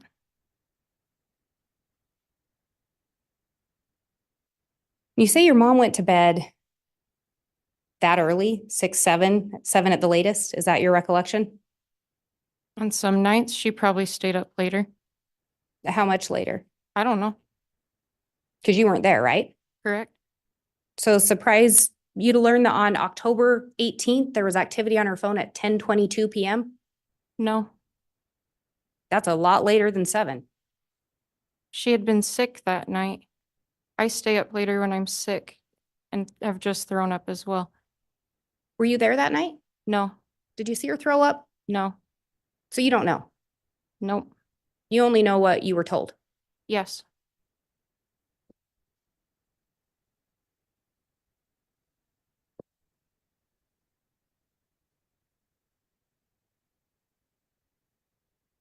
You were asked about this book fair. You talked about your mom carrying a heavy box. Do you recall that? yes, But your mom was carrying the box, right? yes, So she was able to carry a box, barely, but she was doing it, correct? yes,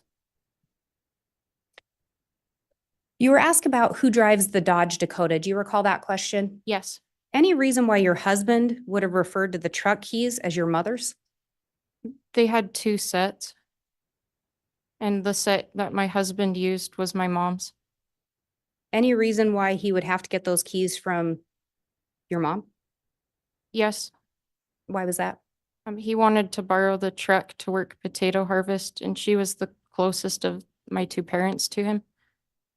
So they both had keys to it, Yes, both access it, yes, both could drive it. yes.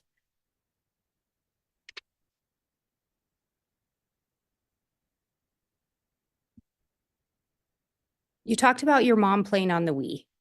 Do you recall that? Yes, And what kind of game was that again? an exercise game. Did you see her do that a lot? In 2018 and earlier. Was that something that she enjoyed? Yes, Fair to say your mom enjoyed physical activity? she enjoyed video games. And when you say video games, some of them, you described the Wii. Were there other types of video games your mom liked? Yes, And what were those? farming simulations, Pokemon. Would she play those on her phone? Do you know? Yes, and other handheld devices. And then she liked to play the Wii as well. Periodically.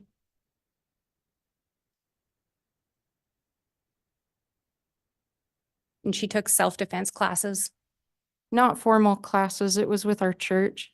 but was that a voluntary thing? Yes, So she wanted to go do that, yes, and that's physical activity.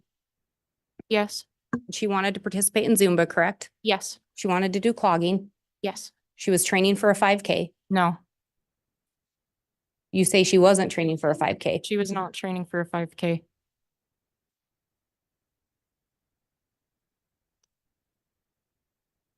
Would it surprise you that other people said she was?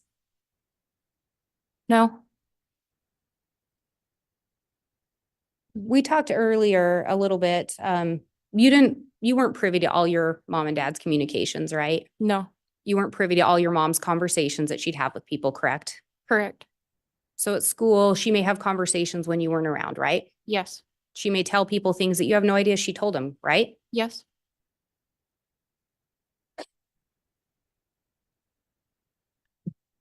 And council talked to you about an insurance policy that was increased. Do you recall that? yes, And you said your mom did that on her own. yes. Why was your dad's signature on the application? I think she took out insurance on him. Your Honor, may I be handed States Exhibit 151? Yes.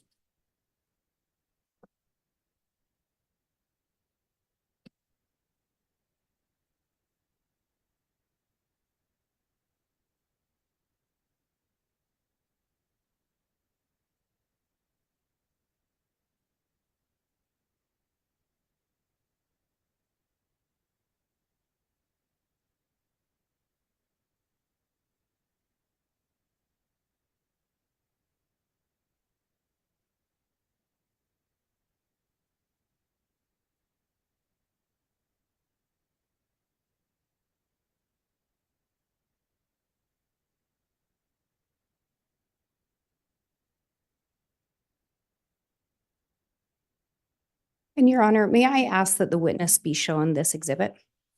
You may. I'll have the marshal please retrieve that. And I don't know if council needs to see this as well. I'm good, Judge. Thank you. I'm good. No, I'm good. Okay. Thank you.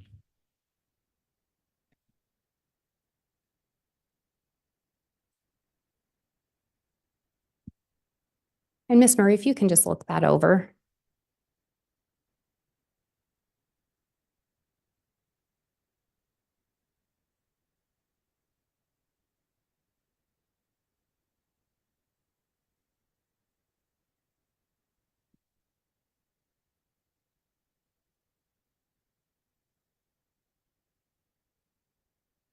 Did you have a chance to look that over? Yes, Do you see on the back page whose signatures were there? yes. And whose are those? It says employee signature, Tamara M. Daybell. Spouse's signature of applying for coverage, Chad G. Daybell. And do you see dates by those? 9/8/19. Is it the same date on both signatures? Yes, And can you see that that's only insurance for your mother? yes, Your Honor, may I be handed that exhibit? Yes, I'll have the bailiff retrieve that, please. And Permission to publish from the Elmo. You may publish.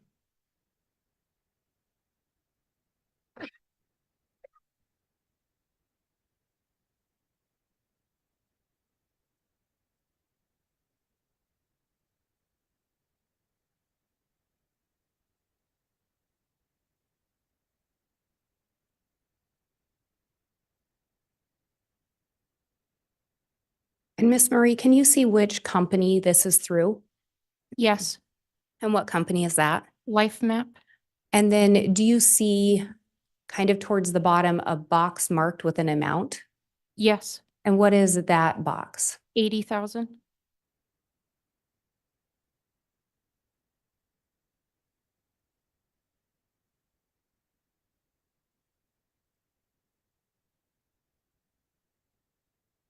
And then is this back page the page you were just looking at? Yes.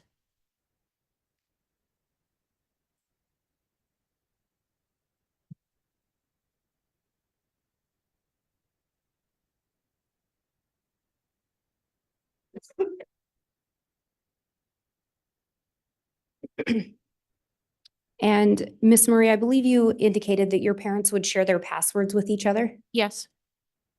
So is it fair to say that they could access each other's accounts? Yes. So your dad could delete emails or block contacts on your mom's account? If he knew how.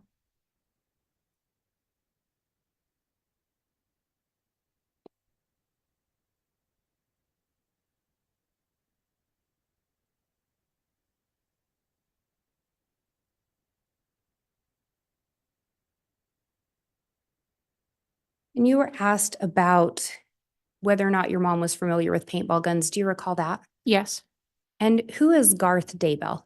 Garth is my older brother. Would it surprise you to learn or to hear Garth say that she wasn't familiar with paintball guns? I don't think he said that. Would it surprise you if he did? Yeah, that would surprise me. Did you ever shoot paintball guns with your mom? No. Ever see your mom with a paintball gun? No. Ever see your mom with a rifle? No. Ever see your mom with an assault rifle? No.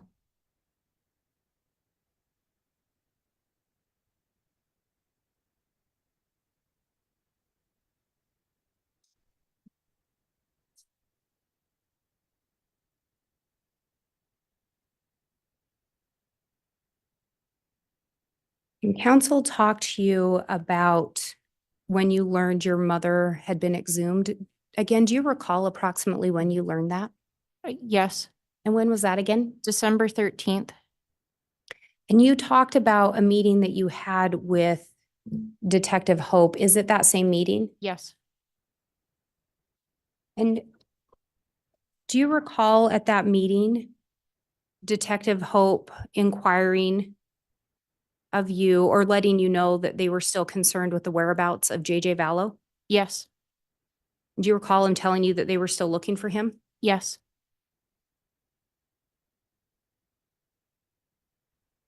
You talked about seeing Detective Hermosillo at the gym sometime. Do you recall approximately when that was? It was after my dad had been arrested, so sometime after 2020 or during that year.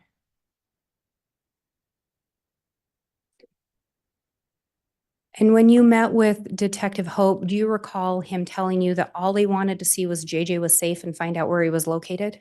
Yes.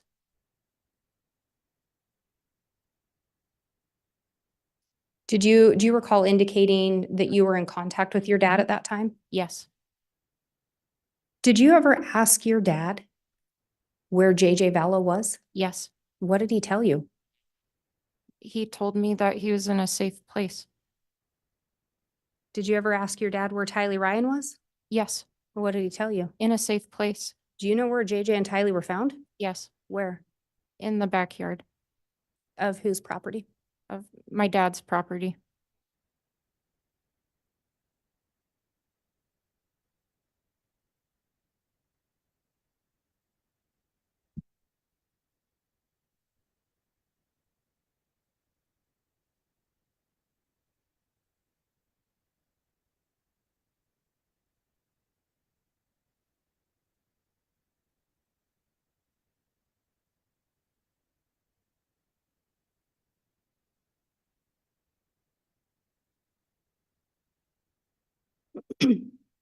You indicated that you live kitty corner to your parents, or that you did live kitty corner to your parents' residence. Is that right? Yes, I used to.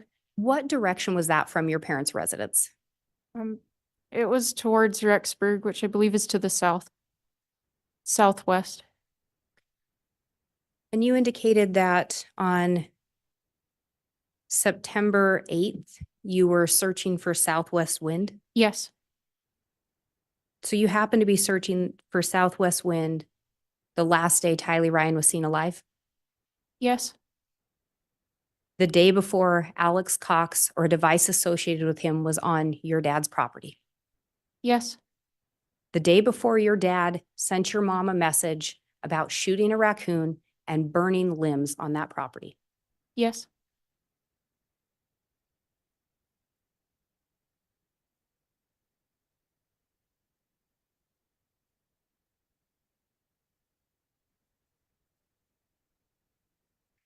We talked about your dad, some of the things that he would teach you, including light and dark. Do you recall that? yes, Have you tried to discern light and dark? yes, Did your dad ever teach you about zombies? no, Did he ever teach you about castings? yes, And I think you talked about your mom doing something like that. yes, Is that correct? yes. Would you qualify that as a casting? What my mother would do? Yes. Yes, And you said that it helped you. yes, Are you still alive? yes,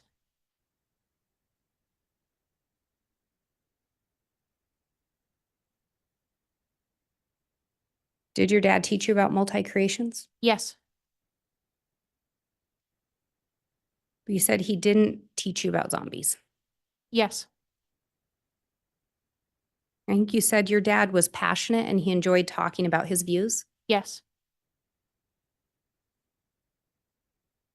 Your dad ever talked to you about death percentages? yes,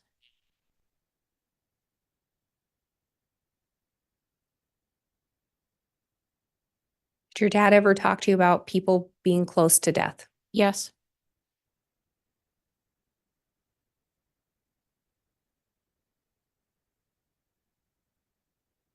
Do you recall any specific people your dad talked to you about being close to death? Yes. And who was that? Well, my mom was one of the people, but it was not death so much as how connected your spirit was to your body. My mom would feel lightheaded and say she didn't feel quite connected to herself, and they would reconnect her spirit to her body. When your dad would talk to you about castings, did he explain to you anything about the body having to die? No, Explain anything to you about the body having to be destroyed? no, And again, didn't talk to you about zombies. no, Were you privy to all your dad's conversations with people? no. But your dad liked to share his views, correct? Yes. Your dad ever talked to you about Alex Cox? No, Did your dad ever talk to you about Lori Vallow before your mom passed away? no, So you don't know what he talked to Lori and Alex about. I don't.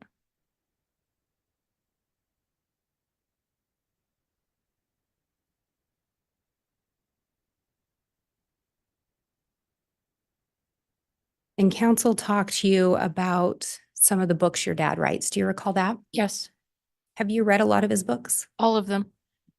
So are you aware in his autobiography that he indicates the visions in his books are true? Things Ye- that he's seen? Yes, And is it fair to say the books, or were they sold at religious bookstores? yes, So some people may have put more stock into them. yes,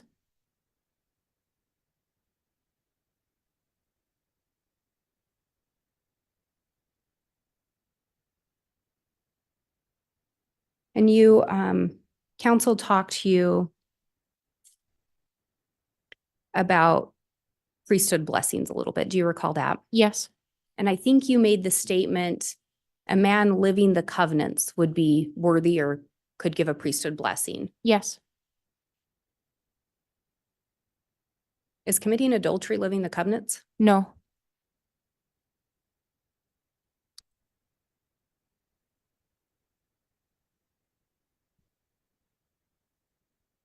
When did you learn that your dad was having an affair with Lori Vallow?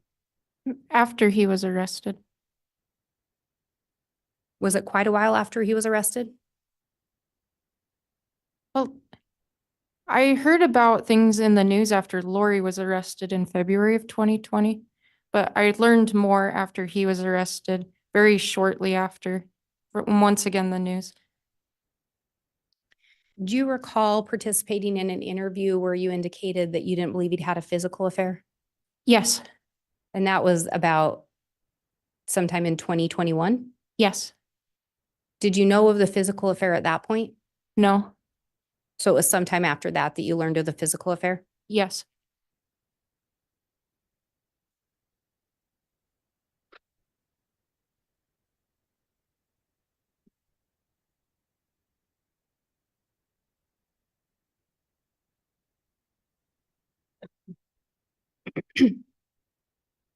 And then I do want to talk to you a little bit about the day that your mom passed away. Were you present at the residence when 911 was first called? No. When you arrived at the residence, who else was there? My father, my older brother Garth, my husband, sheriff's deputy. There may have been two, but I remember one that walked with me from my house. And the coroner was, I think, arriving the same time that I was. I can't remember if she was there before me or not. Were you, is it fair to say your dad had conversations possibly outside of your presence? Yes, Were you there when your dad was providing your mom's medical history to Deputy Greenalch, the officer? yes, Were you there when he provided it to Deputy Coroner Cammie Wilmore? yes, And were you there when he provided it to Coroner Brenda Dye? yes.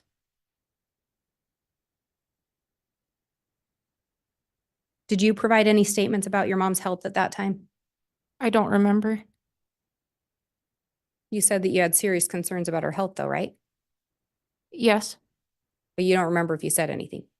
she wasn't talking to me, so I didn't answer her. At any point, did you reach out to law enforcement to tell them about any concerns you had about your mom's medical conditions? It wasn't a crime, so no. You were asked about when your mom was exhumed. Did you know there was going to be an autopsy? Um, I assumed there would be. Did you reach out to anyone then to let them know of your concerns? Family members. Did you reach out to law enforcement? No, I didn't feel like they would help me since they were the ones conducting it. But you didn't reach out to them with any concerns. No, And you said you didn't want your mom to get an autopsy. Is that correct? correct. Once you learned she'd had one, did you want to see the results? I did. Do you recall law enforcement coming to meet with you and you telling them, nope, I don't want to know? I didn't say that. Do you recall telling them you didn't want to know? I don't recall that, so no. Do you recall not being willing to have them share with you the results of the autopsy? Judge asked and answered it just in a variety of different ways. Overruled. Do you recall indicating you did not want to sit down or that you were unwilling to sit down and have them share the autopsy results with you? No, You don't recall that. that's not what I said. What did you say?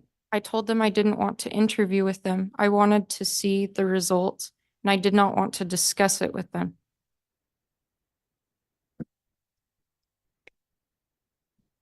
And do you recall them indicating you wouldn't have to do an interview? They were just going to share the results with you. They never said that.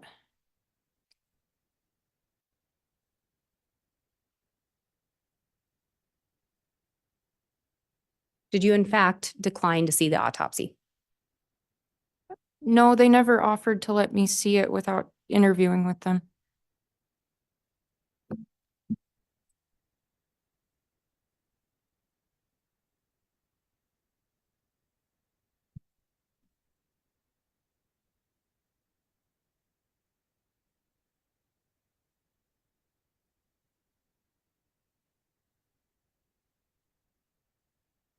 So you were unwilling to sit down with law enforcement. In that instance, yes.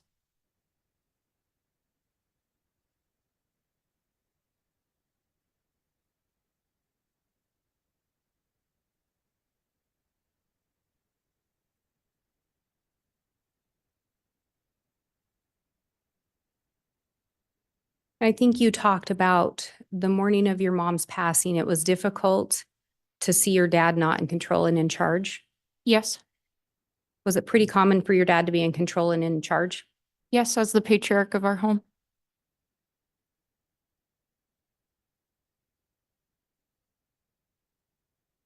And you were asked about how your dad seemed when your mom passed away. Do you recall that? Yes. Did your dad ever share with you a text to Lori No. that was sent on less than 24 hours after your mother's passing on October 20th of 2019? My dad didn't share text messages with me. So would it surprise you to learn that your dad texted that he was sad, but not for the reasons everyone thought? Well, when I It's a yes first, or no? oh, Would it surprise you to learn that? no.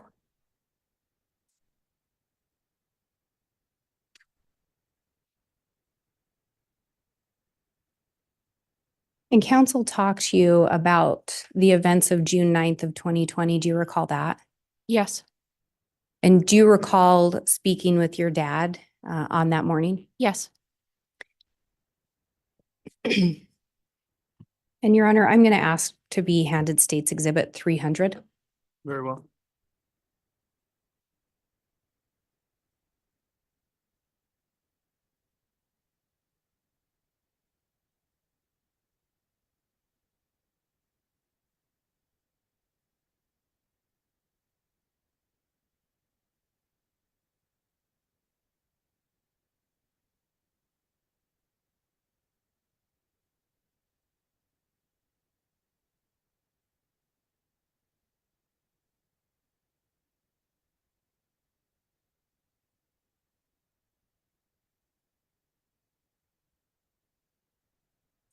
Okay.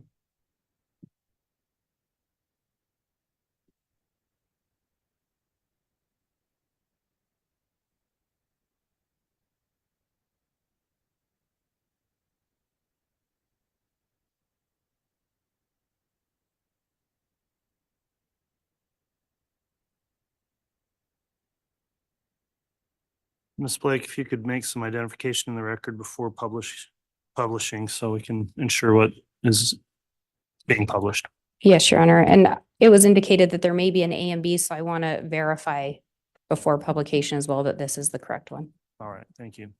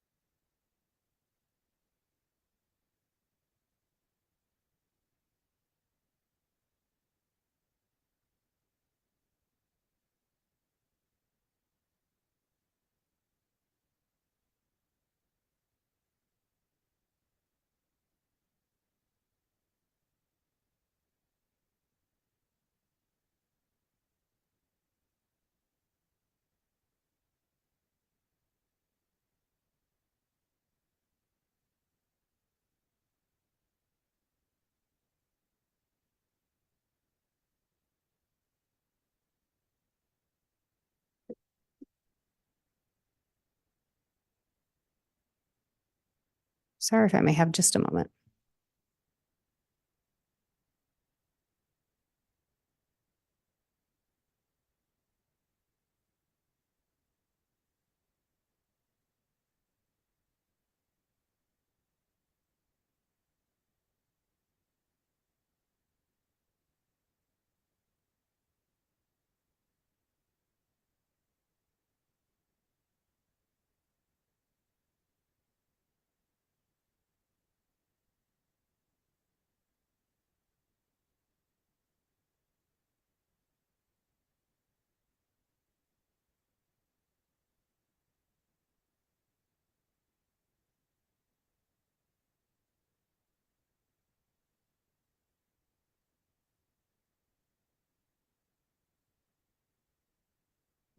And Your Honor, this is 300A. It is the body cam video from Detective Wheeler that was previously admitted. Very well. Thank you, Ms. Blake. And I would ask permission to publish from approximately minute 1 hour, 2 minutes, 44 seconds. Okay.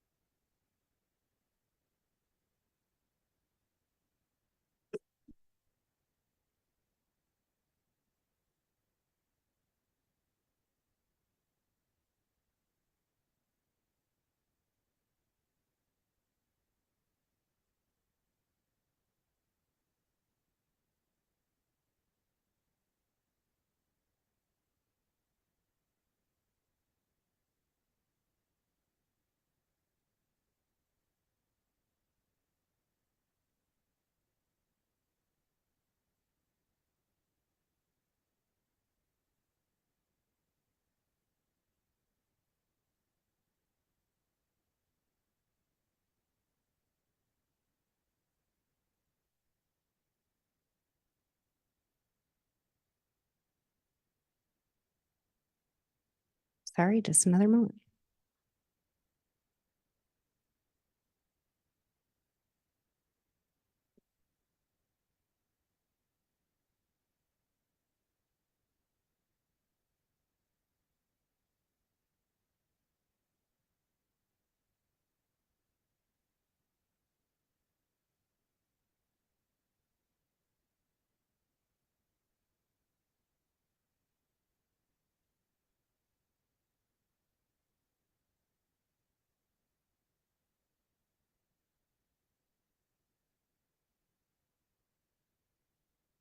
All right, everyone, if you'd like, we can take a stand up, not leave, but stand up break.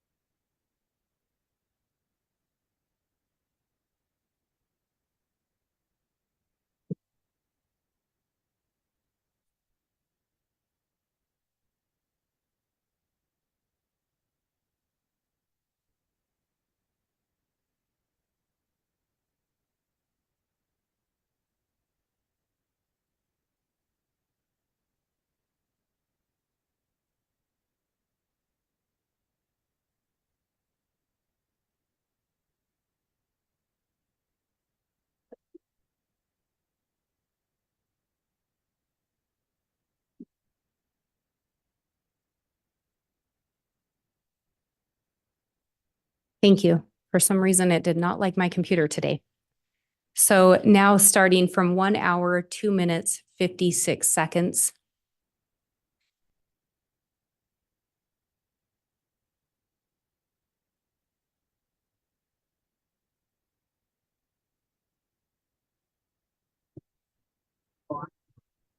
Dr. Chad, just stay here with her. So you understand why I asked you to do that? Yeah. So you just stay here with them. Okay.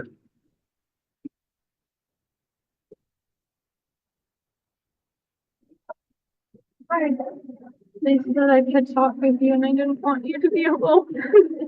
Thank you. I love you so much.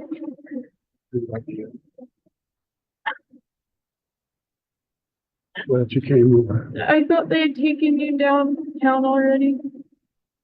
I got them out to the Fremont County line. We saw it as soon as you left. They chased you down and then they came back. Ron, Ron?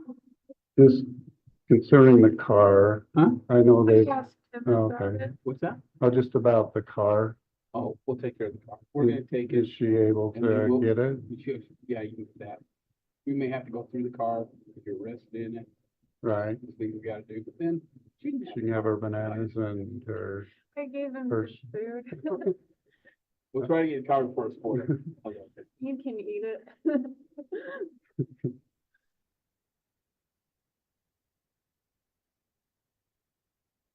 So Eric, or Ron, so like my wallet, will that be able for her to pick up, or could I turn it over to her right now? Is that in the cards that here? It's right here. That's it's up to you. I don't see, can I look through it? Just make Sure. They're going to get marked. Lisa. No, Oh. guard. Is there anything that you're gonna need in that? Well, she'll be running my finances, I suppose, so. That has a little money on it. You could, Okay, so these are credit cards, so you're good if she just takes them, yeah. correct?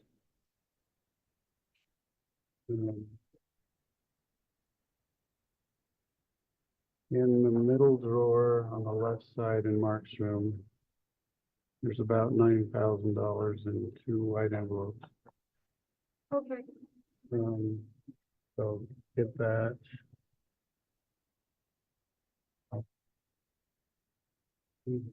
Yeah, so we'll talk more about car payments and stuff, but you have that password. I do. I believe the Hawaiian, That's this one. First Hawaiian Bank, if you use that same password for this account, it's Chad Daybell. Look what else is in here.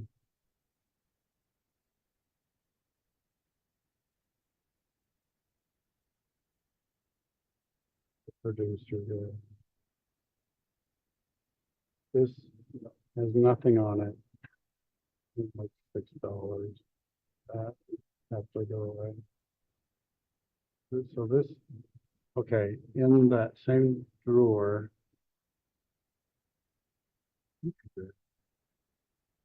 Is a piece of this that would fit in here, and it's got the company card, company business card. And so just make sure you get that. And this is all in Mark's room. Yeah, I put that in there. There's like a pamphlet with a guy who's sitting in a car. It's for the Wells Fargo auto loan. That's the loan that they went on. Yeah, and so that we'll talk about. So this has, if you go to Telmate, this is the card that's used. Okay, And so all you really do, you could probably just sign in as Chad.Daybell or start your own. I have an account that I've been talking with Lori on. Okay. But you could use this To card, add money. to yeah, and to her if needed. it. Okay, So, yeah, she'll need to still have commissary money. Usually puts 30 a week in there, so. And you can probably talk to her too. Okay.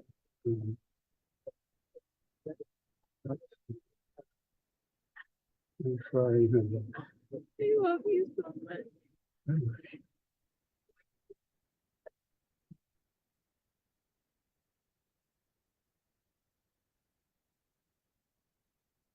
Cooperate with them as much as you feel. You know, They've been kind to us today.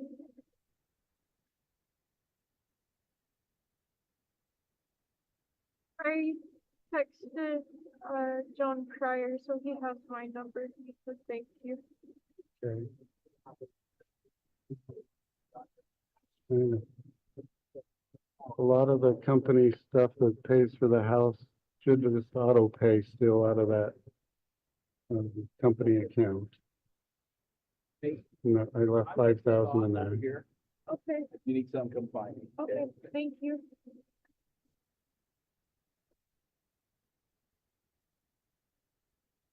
Any other questions you have? I think, well, it sounds like you're not gonna be out in a little Right. while. So I think my landlord texted me just to feel bad for me. I think I'm gonna come over here. That's what I needed you to say, because, yeah, you and Joe and whatever Mark wants to do. he should stay with either I'll you take care of Mark. I'll take care of Lee. That's the car. I will, Dad. or They'll take care of me. We'll But- take care of you the best we can. Sorry to interrupt. So keep paying the mortgage out of the company. Okay, No, you can probably set it up though. okay. I'm trying to, it's Wells Fargo. In that same pamphlet. Remember the password. I'll look, But- but I've had a lot of success with mom stuff, just saying, will you help me? My mom died. I'm pretty sure, will you help me? My dad's in jail. That's the same. It should be paid through July 1st. Okay, And I think the car is paid through July 15th. So you shouldn't have any bills to worry about.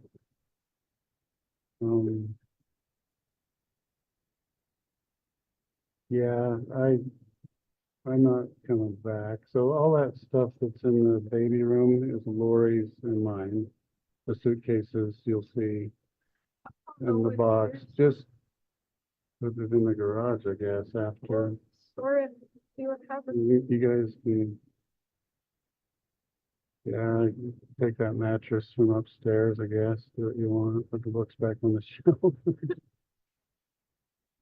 We're gonna make it through. I'm glad we could talk. I'm glad they let you come over. I started crying and Lieutenant Ball went, do you want to talk to him? And I'm like, can I? He said, he's just over there. Like, oh, that changes things. You probably saw us out Yeah, there. I was watching. So,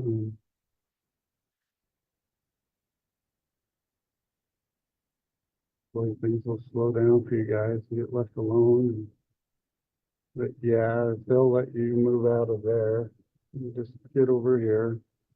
You know, get guard. Well, I It still feels better.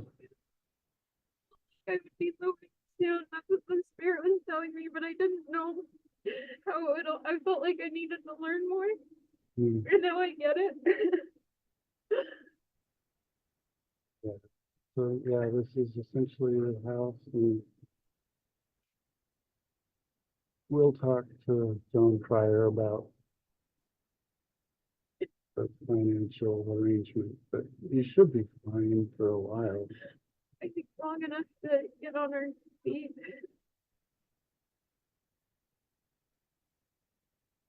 And stopping at 11154.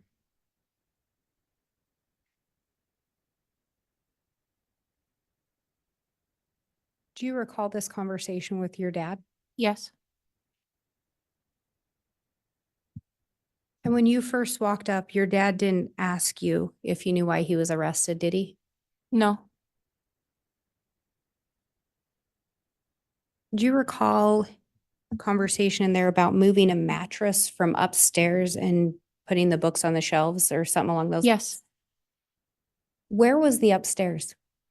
It was in the top of the cozy cone. So there was a mattress in there? He had just barely put it there. Typically, no one lived up there. It's like the one time of year that the temperature actually cooperated. There just wasn't room at the house. There's a lot of people living there at the time. So there wasn't upstairs that had room for a mattress though? Yeah, And there was some talk in there about some cash that he wanted you to have. Do you recall that? yes, And he talked to you about how to pay the mortgage yes, and talked to you about letting you take the car. yes, And prior to that, or around the same time, do you recall him making an $8,000 deposit into your account? yes,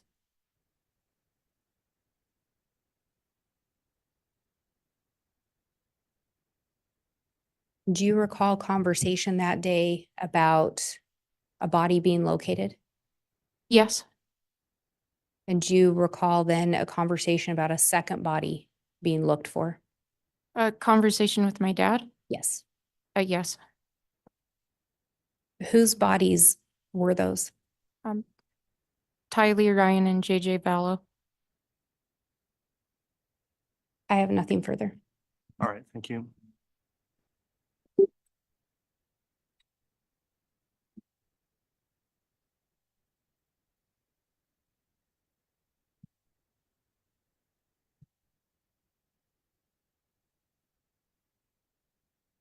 All right, Mr. Pryor, redirect.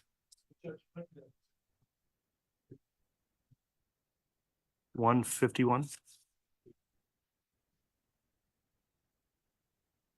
Okay, we've got that. We'll have it presented. Counsel, do you want this? I can keep it if you'd like. No? No, sure. Thank you. And Judge, may I publish? Yes. Thank you. On the Elmo.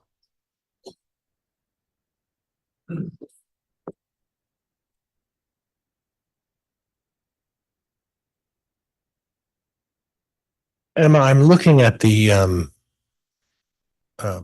life map insurance. And is that the one you talked about with Taylor Ballard? Yes, You previously testified that your dad would sign if he was also applying for coverage. Do you recall that? yes, Could you do me a favor under your dad's do you recognize which one is your dad's signature there? yes, Second one, right? yes. Below your mom's? And would you read starting with spouse's signature? Spouse's signature if applying for coverage. And what did you understand that to mean? Um, either my dad was applying for coverage or my mom didn't read the directions. But it was your understanding at the time that the decision and the amount of coverage was a decision your mother made at that time, correct? Correct. Okay. Now, the prosecuting attorney, Ms. Blake, talked to you about whether your dad discussed with you where the children were, correct? Yes, Okay.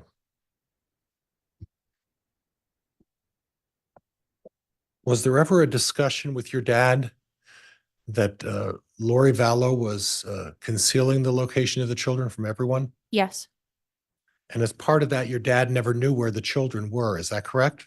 yes, What he did know is that Ms. Vallow had indicated to him that the children were safe. yes. Objection, Your Honor, calls for hearsay and speculation. Well, it's untimely, overruled. So is it your understanding that your dad never knew where the children were, but only that they were safe? Objection, Your Honor, calls for hearsay and speculation. Sustained.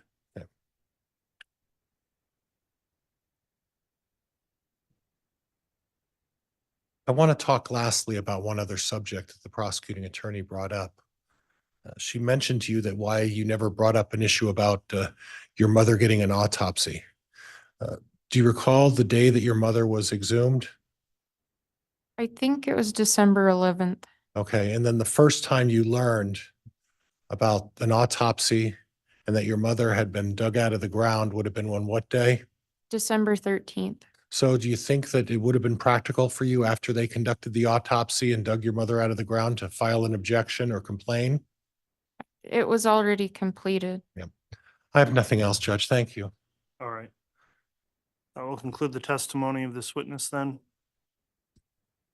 Thank you for appearing. You can go ahead and step down. Can she be released from any subpoena, counsel? Judge, in the event something comes up during the testimony, I'd like to keep her under subpoena at this point.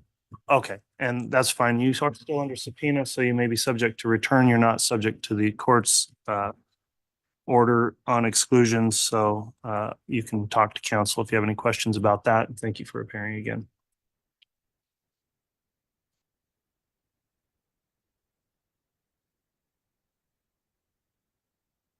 My preference would be to get started with another witness before we take lunch, if we could, since we have about 20 minutes. Is that all right, Mr. Pryor? Yes, Your Honor. It would be Garth Daybell, Judge. Okay, we'll have the defense call the next witness then.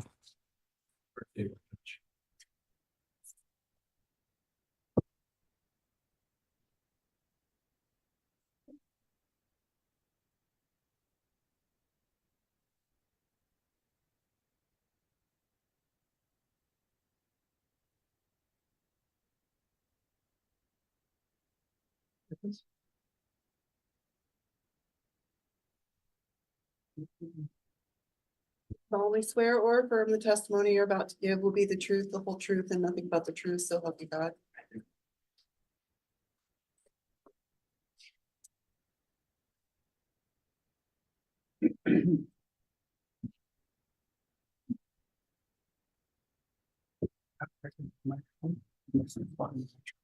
Thank you. All right, you can go ahead and inquire Would you state your name, spell your last name for the record for me, please? Garth Daybell, Daybell. Okay, and Garth, can you tell me what your relationship is to Chad over there to my left? Chad is my father. Okay, and can you tell me how many brothers and sisters you have?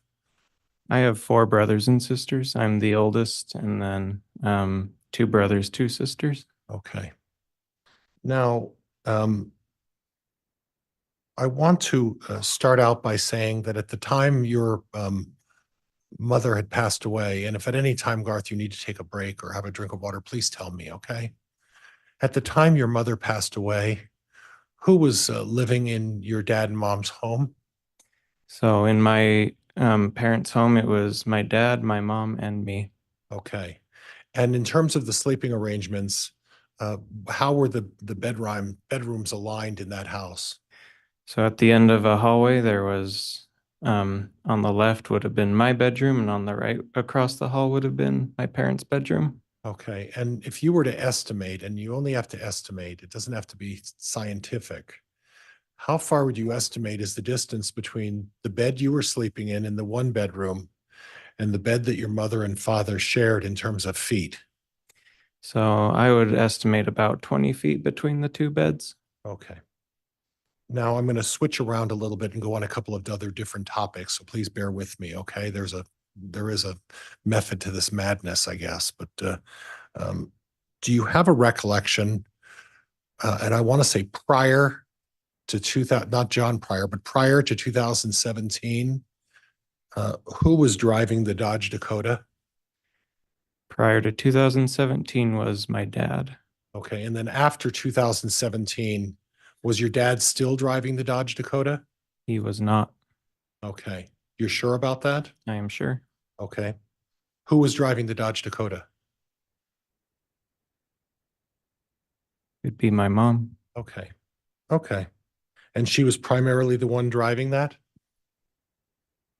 Oh, I think I have it backwards. Well, that's what I want to ask you, and I want to make sure that you're being accurate about this. So prior, and I maybe I confused you by doing that. At the time of your mother's death, do you know which vehicle your dad was driving? My dad was driving the Dodge Dakota. Okay. And is there a reason why are you nervous? I am. Okay. Okay. Do you share your father's introvert personality? I do. I consider myself pretty shy. Okay. So at the time, and I'm going to go back, and this is prior meaning before 2017.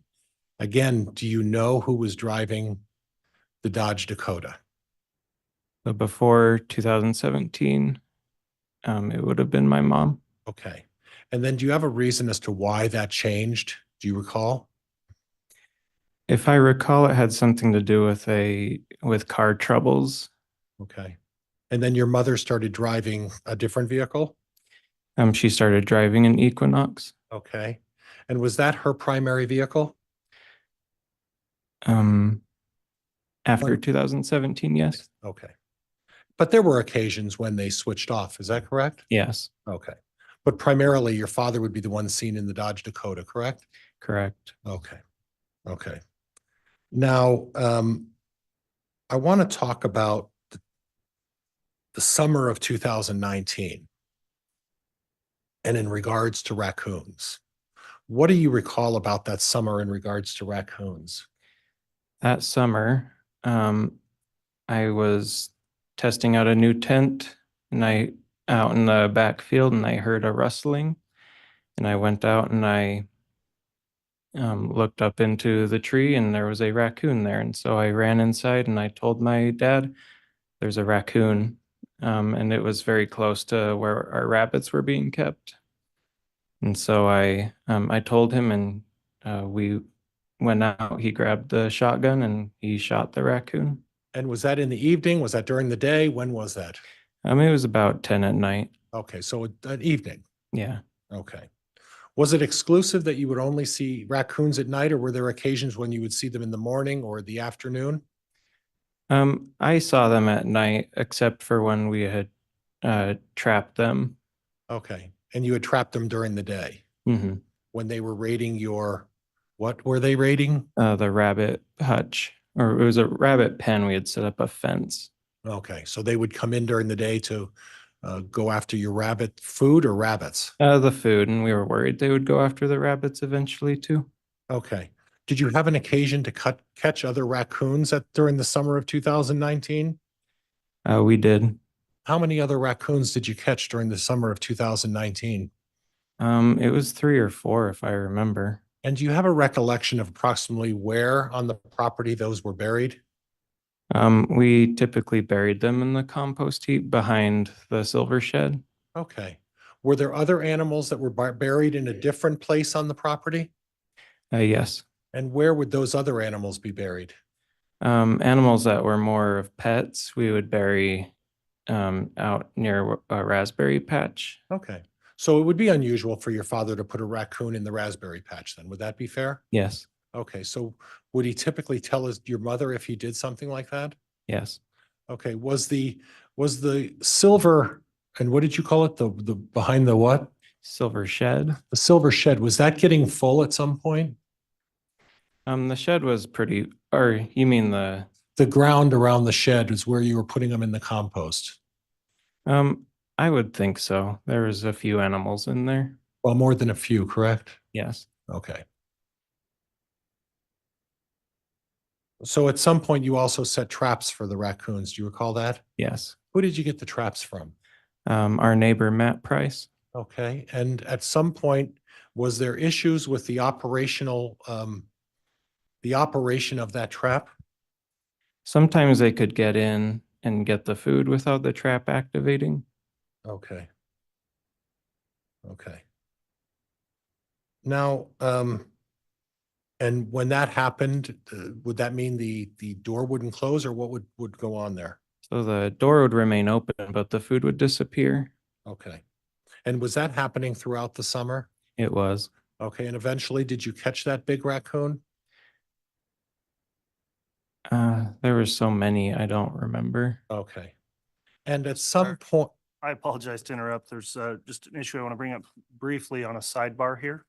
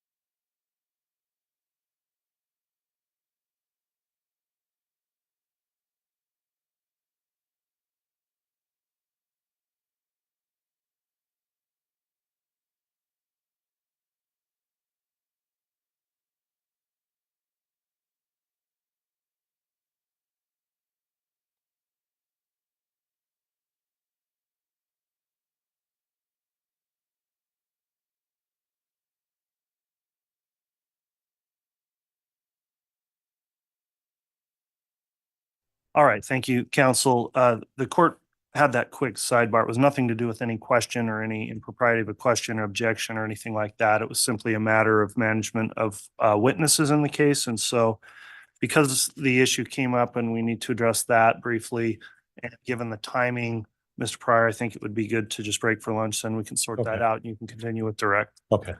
So we'll go ahead and take the lunch recess. We'll take an hour. So if we can come back on just before 1 o'clock, that will be when we'll resume. Thank you. And Mr. Daybell, are to be advised not to talk about the case or meet with anybody regarding the case as well, okay? Yeah, while you're under oath, don't discuss your testimony or talk to anybody else about how you're going to testify between now and when you return, please. Yes. All right, thank you. All rise, please.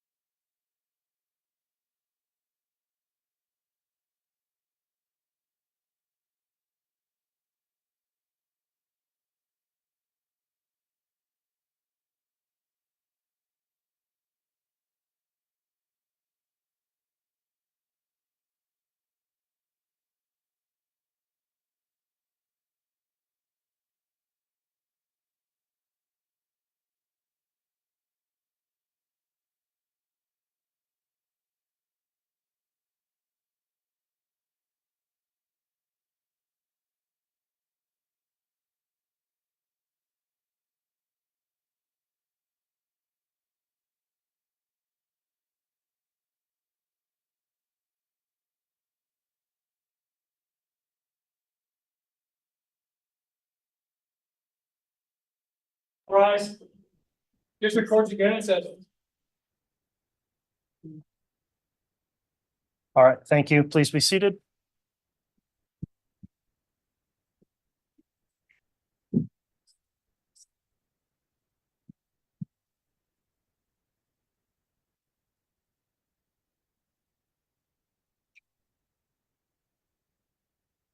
All right, we can have the jurors brought in, please.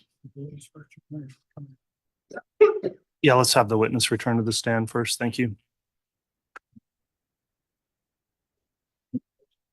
You may.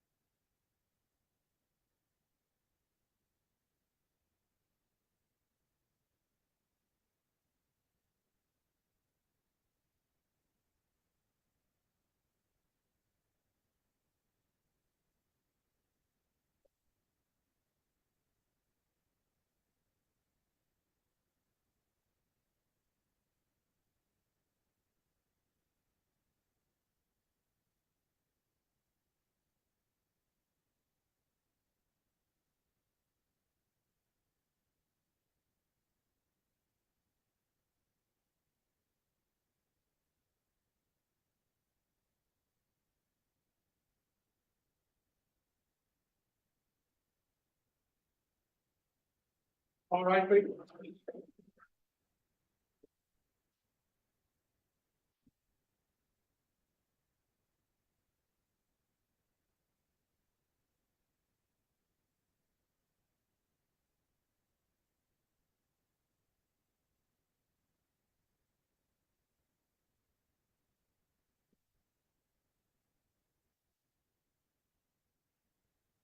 Please, all President Counter for your honor. Thank you. Please be seated.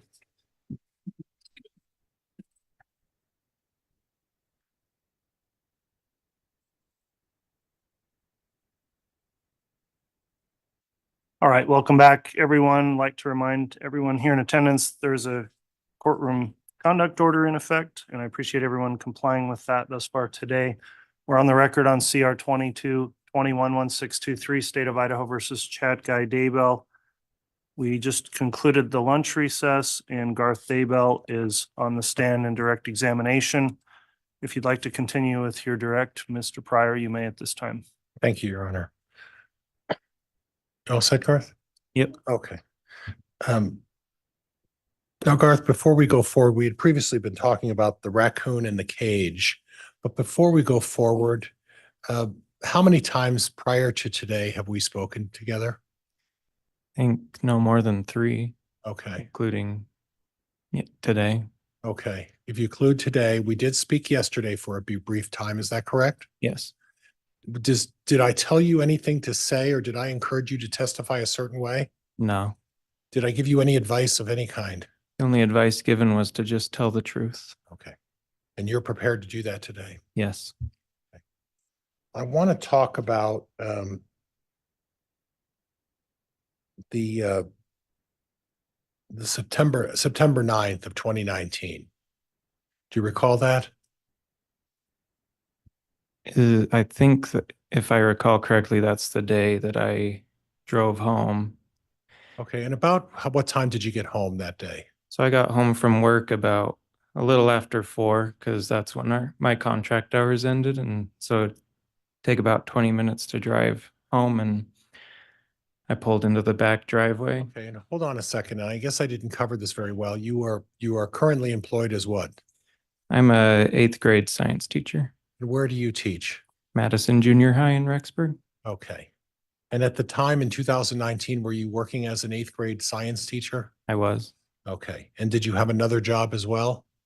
That October, I worked as a scare person at a local haunted house. Okay. Okay.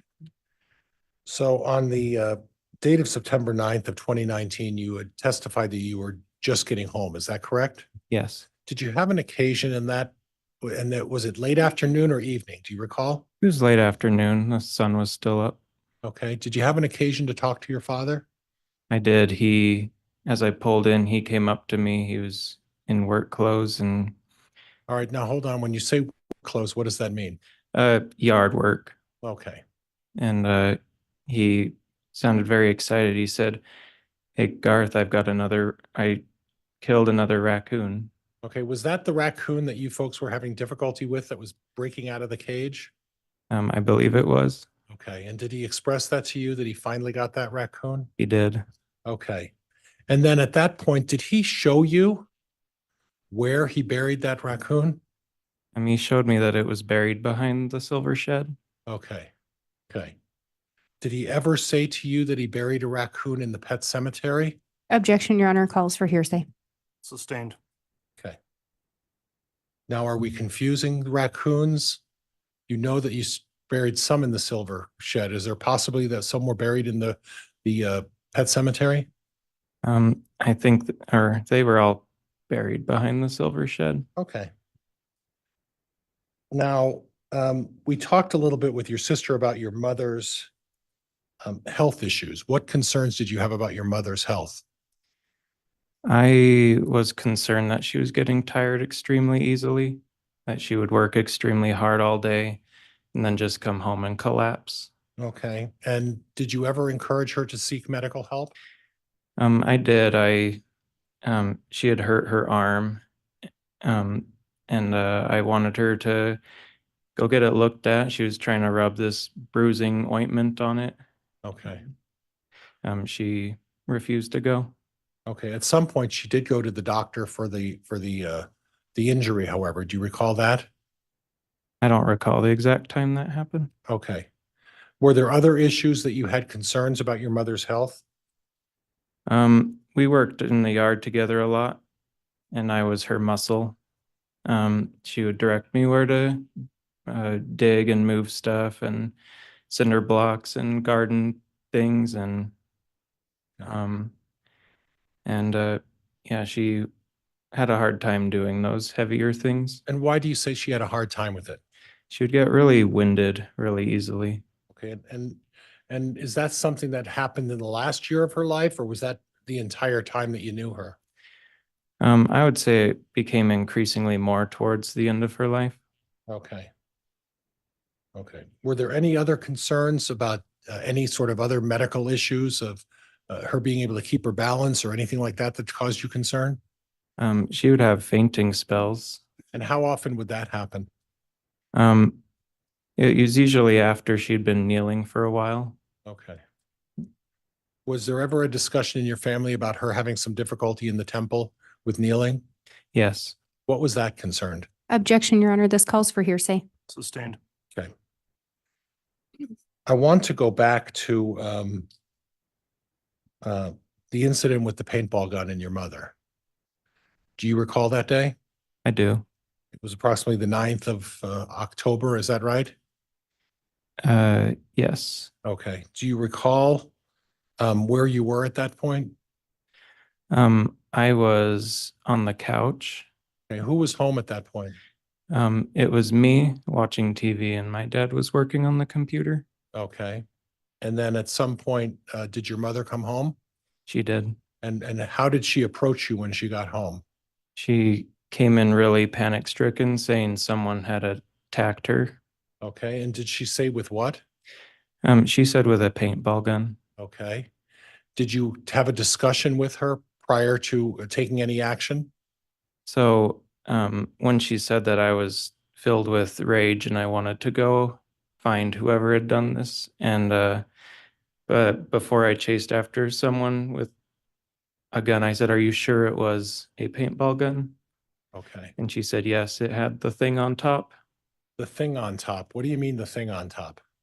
Um, I think she was referring to the hopper on top where you put the paintballs. Did she specifically identify a hopper on top of that gun? She did by showing me a picture on the computer and pointing to the hopper on the picture. Did she Google a picture She did. and she showed you the picture on the computer? Yes. Now, I want to go with one other topic. At some point, your father and your mother and you were there. Is that correct? Yes. And were all of you looking at this image on the computer? Yes. Okay, and then an officer by the name of Coulter Cannon showed up at that point. Do you recall that? I do. And at some point, did you or your father and mother show Officer Cannon the picture of the paintball gun on the computer? We did. And who was present when that took place? I believe it was my mother, my father, and me and the officer. Okay, and is there any doubt that you showed the officer the image on the computer? There's no doubt in my mind. Okay. I'd like to move on and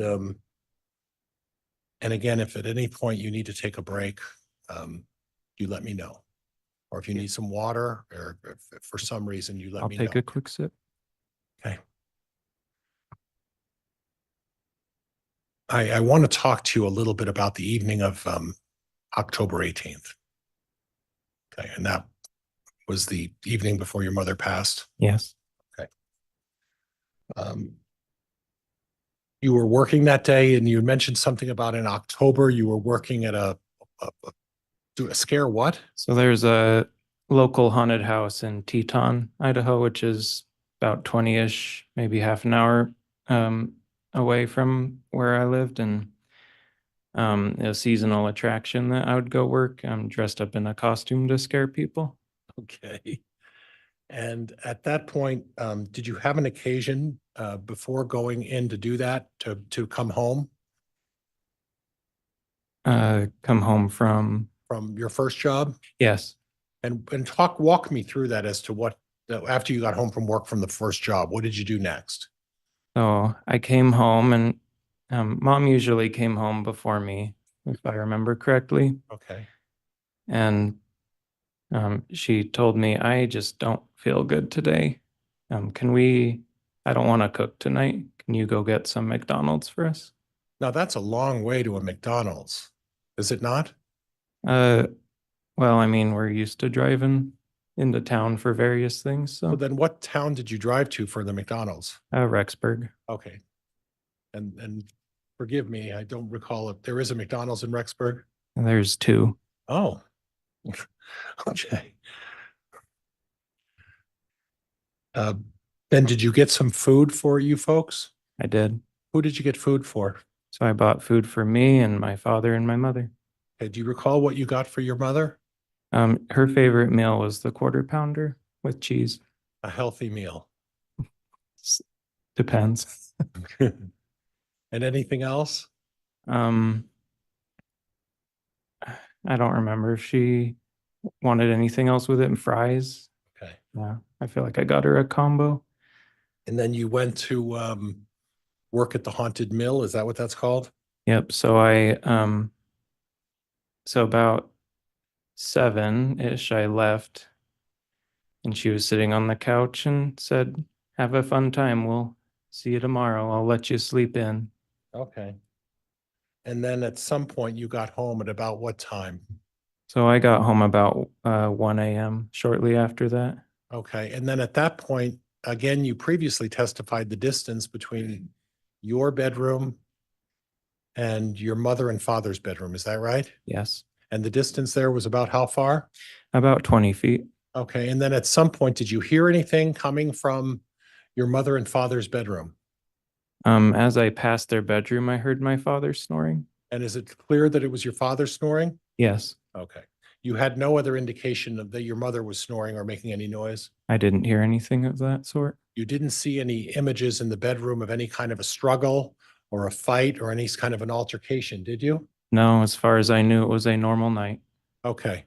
And then at some point, what did you do after you went into your bedroom? I got on my computer and I watched YouTube for a few hours, And when you say a few hours, what does that mean? till about 3 a.m. So Okay. 2 hours-ish. Okay. And then at early in the morning, at some point, you were awoken, is that right? Yes. And how were you awoken? I heard my dad saying, Garth, get up. I need help. Okay. And I got out of bed and ran over to help. And then when you walked into your parents' bedroom, what exactly did you observe? I observed my mother had rolled partially out of bed with her legs entangled in the sheets. And my instinct was, oh, she needs help. So I immediately grabbed her by the shoulders and lifted her up back into the bed. Okay. And at that point, you felt her arms were cold? Yeah, I felt she was cold and stiff Okay. she was gray, and I realized she's not been breathing. Okay. Okay. And at some point between the time you got home at 1 o'clock and the time you went to sleep at about 3 o'clock, did you hear anything or any indication that there was any kind of sound or struggle? I heard nothing. Okay. And would you agree that it's close enough that if there was some kind of a struggle or a fight or anything that you would have heard it? I would have definitely heard it.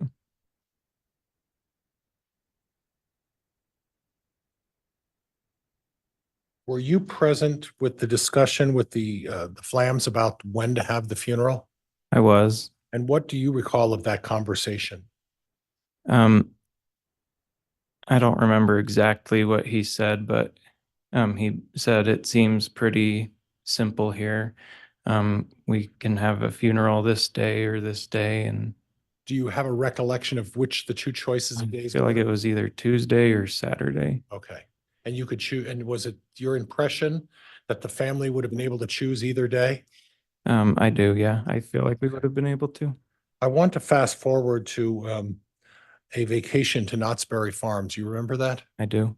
Do you have a recollection of how long that trip was planned in advance? It was about a week. It felt like a week ahead. Okay. And at that point, when I say all of you, your family gathered in Rexburg or St. Anthony, is that correct? Yeah, we were at that house. Okay. And who was with you at the time when you decided to head to Salt Lake City? Um, it was my dad and me and Emma and Joe, and that might have been it, or Adam and Leah. Okay. Yeah. And at the time, was Lori Vallow with you guys at that point? She was not with us at that point. And then you drove to Salt Lake City, is that correct? We drove to Salt Lake City to go to the airport there. And then you flew to California? Yes. And at some point later on in the trip, Lori Vallow showed up separately driving to the California location? She did. Okay.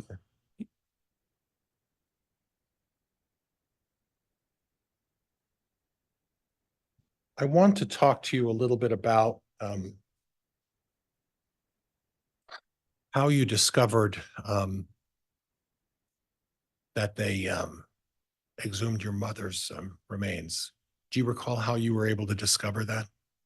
I first heard about it from my sister, Emma. Okay.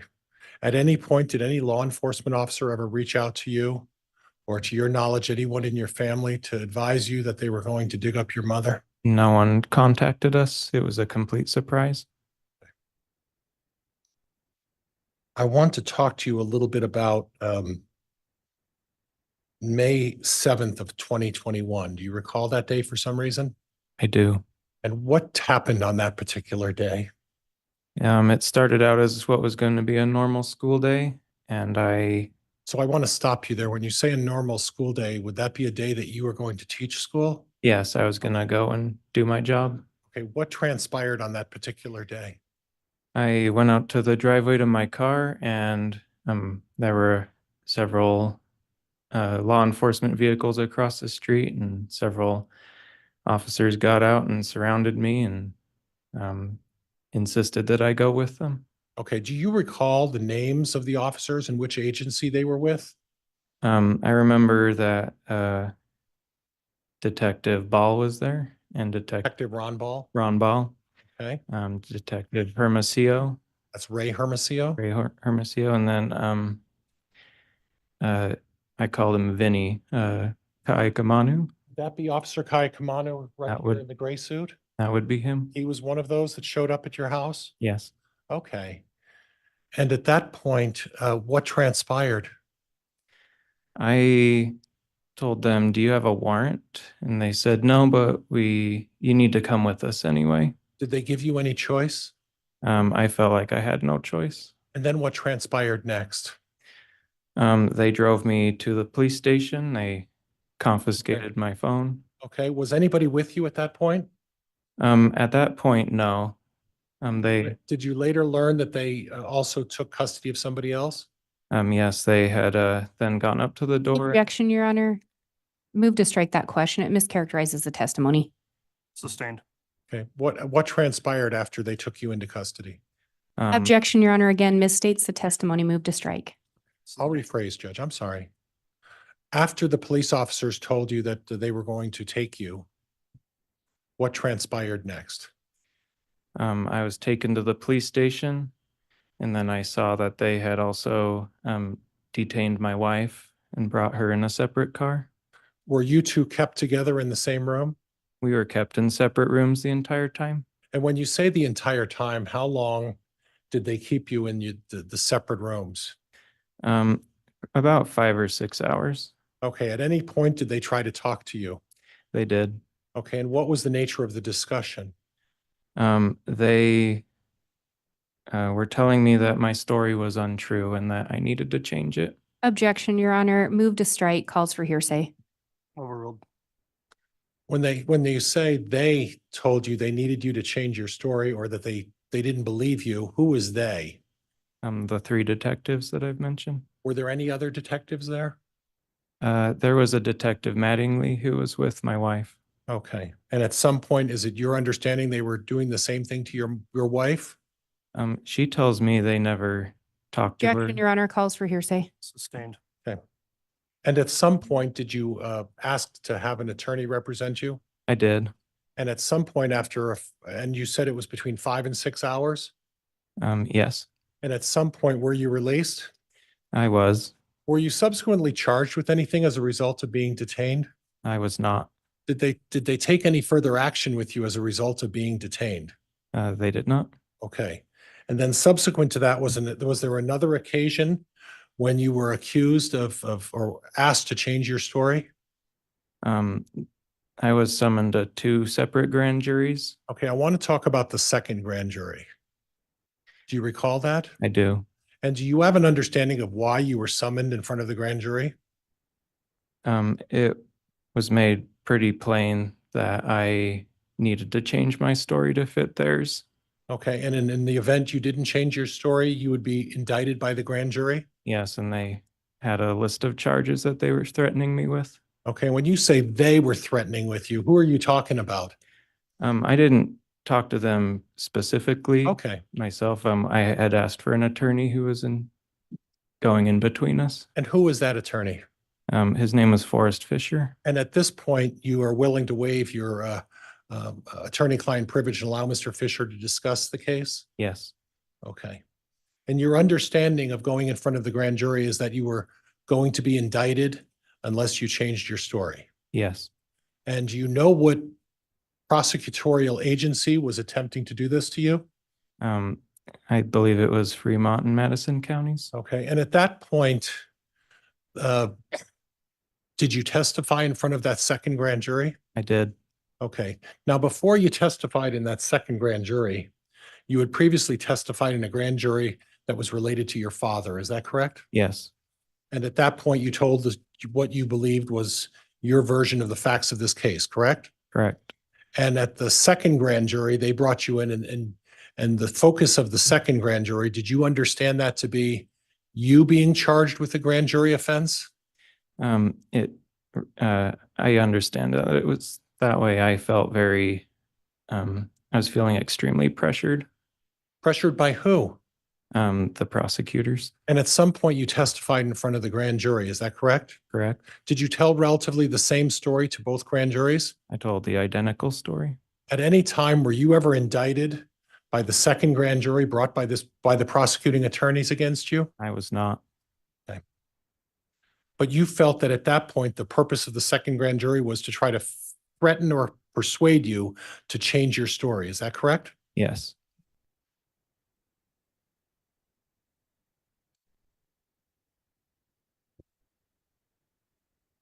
Now, your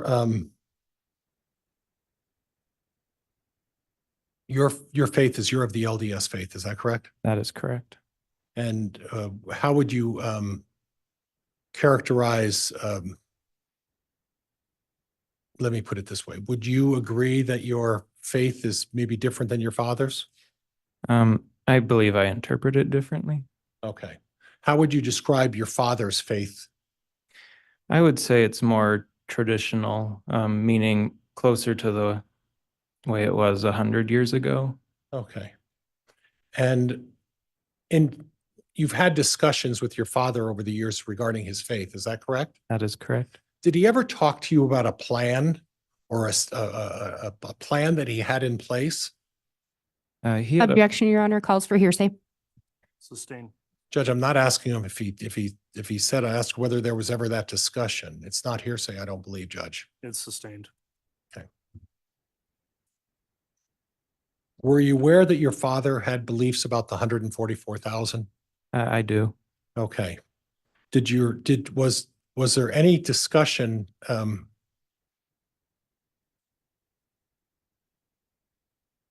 well, let me move on for a minute, Judge. That's all right.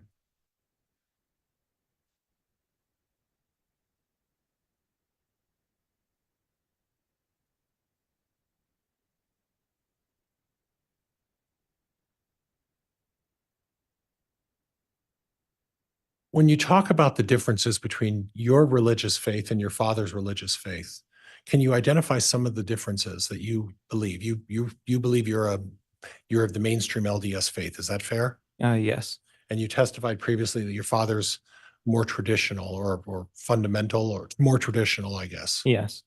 And what would be the differences that you identified as differences in interpretation? Well, I teach and believe in evolution. I Okay. teach that to my students. Okay. I teach that the Earth is 4.5 billion years old, as opposed to 6,000. Okay. And do you share your father's views on light and dark? Partially. Okay, and explain that to me a little bit. Light and dark to me mean like good and evil, good and bad, opposing forces. Okay. Okay. And did your mother and father share similar views of fundamental LDS faith? They did. Okay, and your mother shared your father's beliefs to your knowledge of this light and dark? Yes. What about the idea of putting numeric numbers on people who are identified as either light or dark? They did that every now and again. Okay. And they did that in your presence? Yes. Okay. Now, your understanding, and I'm going to hack this this person, but I think I previously yesterday talked to you about the book Saints and about a Newell Knight. Newell Knight. And we talked about that yesterday, right? Yes. And in that situation, there was a casting of a sort, correct? Yes. And who was doing the casting? That was Joseph Smith. And who was he casting? He was casting a devil, as they described it, out of Newell Knight. Okay, and at the end of the casting, and was this more of a traditional story of the LDS faith? It's one that it's usually included in storybooks about the church history and stuff. Okay, but would you agree that it's more of a fundamental, it's not necessarily as mainstream as it once was? Yes. Okay, so it would be more akin to your father's beliefs. Yeah, I don't know if it's one that would be told as often anymore. Okay. And in that particular situation, this is the prophet of your church, Joseph Smith. Yes. And at that point, he expelled the devil or the demon from Newell Knight. Yes. Did Newell Knight die after they expelled the demon from him? No, he went on to do great things. Okay, and at some point, is it your understanding that when someone expels a dark spirit or a negative spirit, that they die after that? No, they continue living. Okay.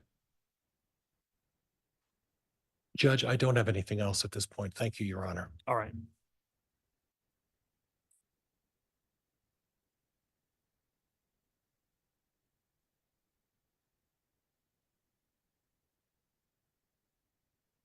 When you're ready, cross-examination, Ms. Blake.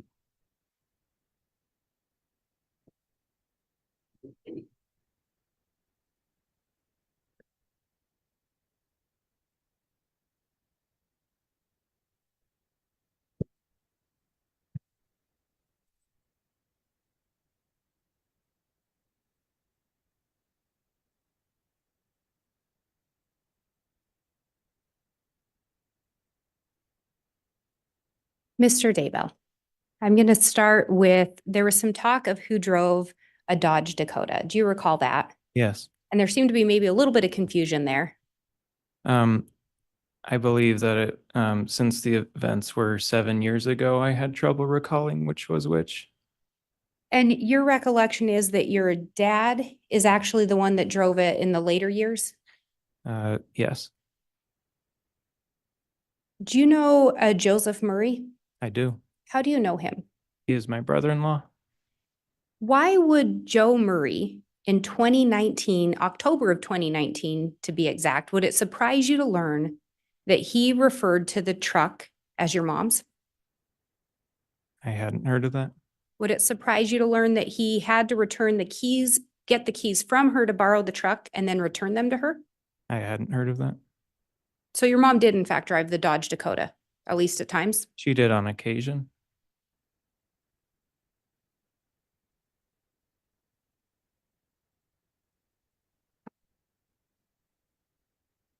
You talked about your dad telling you about a raccoon that he'd shot around September 9th of 2019. Do you recall that? Yes.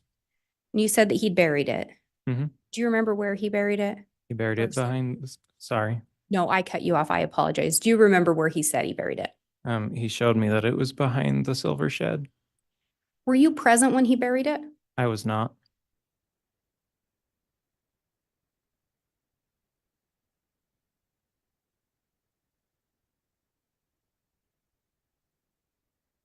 And you talked about having some concerns about your mom getting winded. Do you recall that? Yes. Did you ever share those concerns with law enforcement or the coroner or deputy coroner that showed up on the day of your mother's passing? I don't recall. Did you ever share those concerns with law enforcement? I wouldn't have considered losing your breath to be something law enforcement would be worried about. At some point, did you learn that an autopsy was going to be conducted on your mom? I did after I had learned she had been exhumed. And even with an autopsy being performed, you didn't think that it might be something law enforcement would want to know? I assumed they would find it.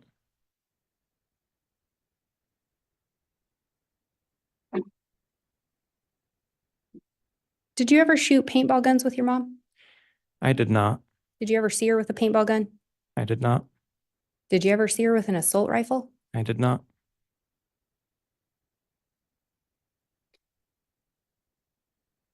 Would it surprise you if Deputy Cannon said he was never shown an image of a paintball gun on October 9th of 2019? It would, because he was there.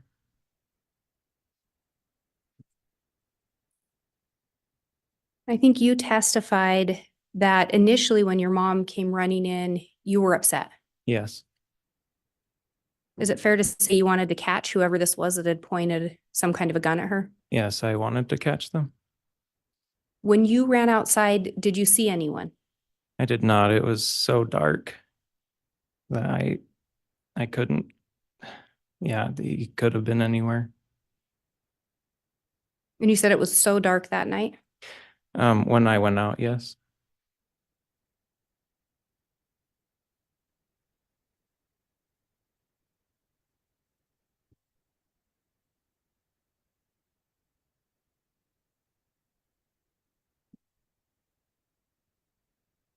And you were asked about the events of October 19th of 2019 from council. Do you recall that? Yes. I want to back up a little bit. Do you recall when you got home from work? It was a little after 1. And what did you do when you got home from work? I pulled into the driveway, went in the house, and got ready for bed. And then, as I said earlier, I watched YouTube for a few hours. Did you see either of your parents when you got home? They were both in bed. And how did you know they were both in bed? I saw their forms, their shapes in the bed as I passed by their room. Did you go in and talk to them? I did not. They were asleep. You say they were asleep, but did you actually go in the room? I assumed they were asleep. So 2 bodies lying in the bed. Yes. Anyone else in the house when you got home? It was just us.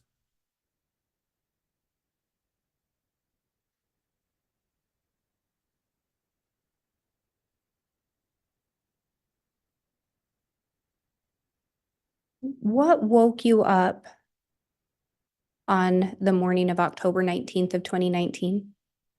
I thought I heard a thump, and then I heard my dad say, "Garth, come help."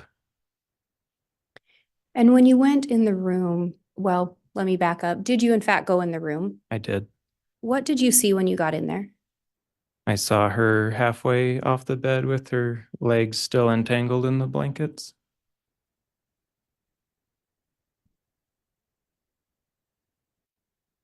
And what action, if any, did you take at that time?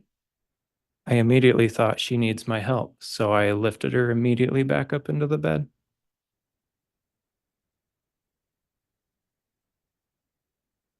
Were you close with your mom? Extremely close.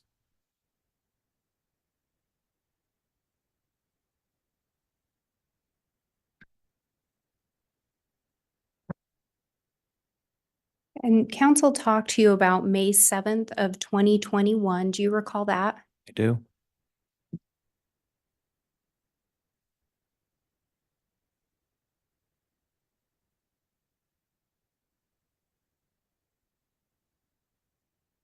Do you recall law enforcement actually knocking on your door?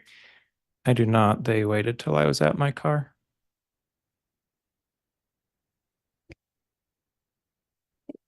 And do you recall when you got to the police station that they left the door open to the interview room? They did. And do you recall that they immediately told you they'd call your attorney? I believe I had to ask for one. And did your attorney in fact show up? A few hours later, And was your attorney present for questioning? he was. Did law enforcement actually get you breakfast? They did buy me some McDonald's. They offered and I accepted.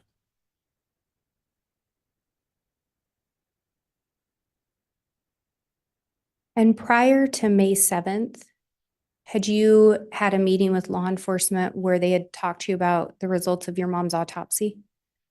Yes, Detective Aikamanu and a FBI agent came to my classroom after school. And when they talked to you, were you willing to hear them out on the results? They did tell me the results. And do you recall on May 7th going over that autopsy again?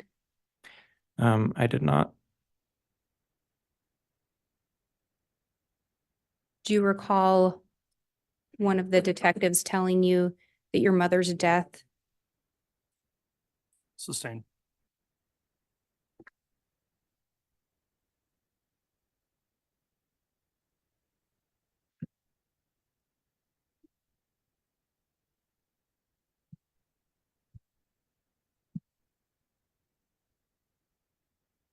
Do you recall talking to an individual named Micaiah Bagelin and telling him you found your mom dead in her bed and your dad gone? I don't recall talking to him about that. Do you recall talking to Cara Briggs, who's now Cara Daybell, and Emma Moss about finding your mom on the couch? I told Kara. She's now my wife. And there was talk of some testimony at some grand juries. Do you recall that? Um, Sorry, let me back up. Let me rephrase that. Do you recall counsel asking you about having testified at a couple proceedings? Sorry,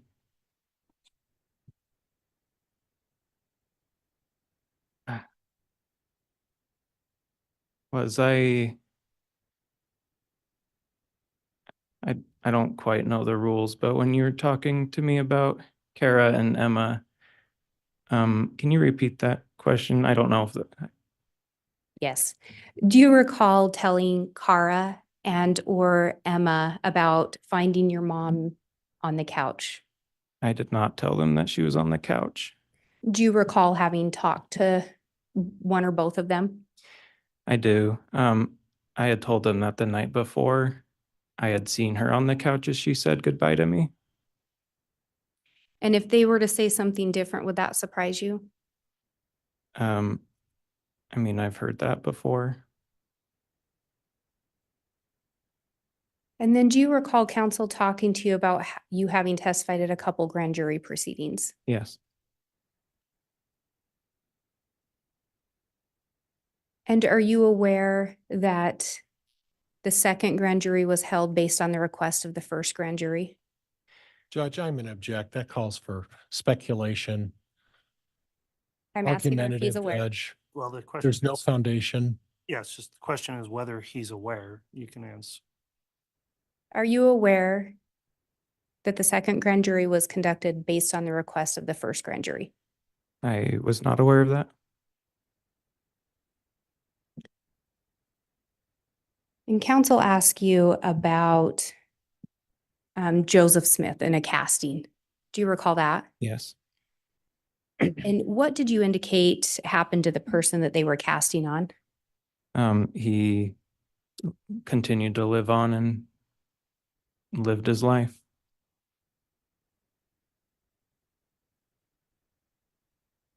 Are you aware of your mom having been designated as being possessed? I had not heard that before. Had you ever heard of JJ Vallow being designated as being possessed? I had not heard that. What about Tylee Ryan? I had not heard that. Is your mom still alive? She is not.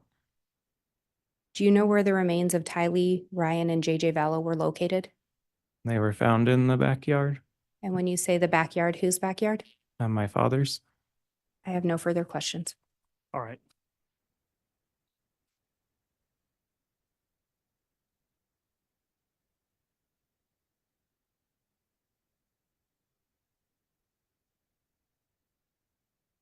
Redirect, Mr. Pryor.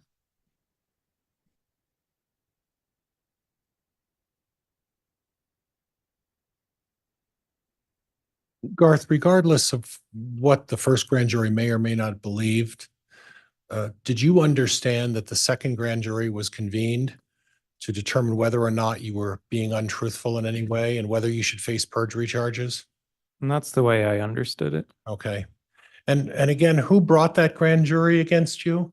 Objection, Your Honor, asked and answered. Sustained. Okay. And your recollection and your belief is that you were not indicted by the grand jury, correct? That is correct. And did you feel like that someone was trying to intimidate or threaten you to change your testimony? I do, yes. And who would that be? Madison and Fremont County. Okay.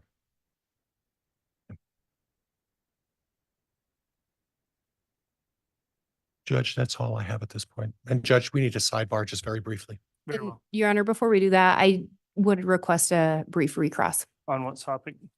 on the topic of the furtherance of the grand jury and what he believed. Just on that very narrow topic, Ms. Blake, I'll allow that and we'll have the sidebar after that. Thank you.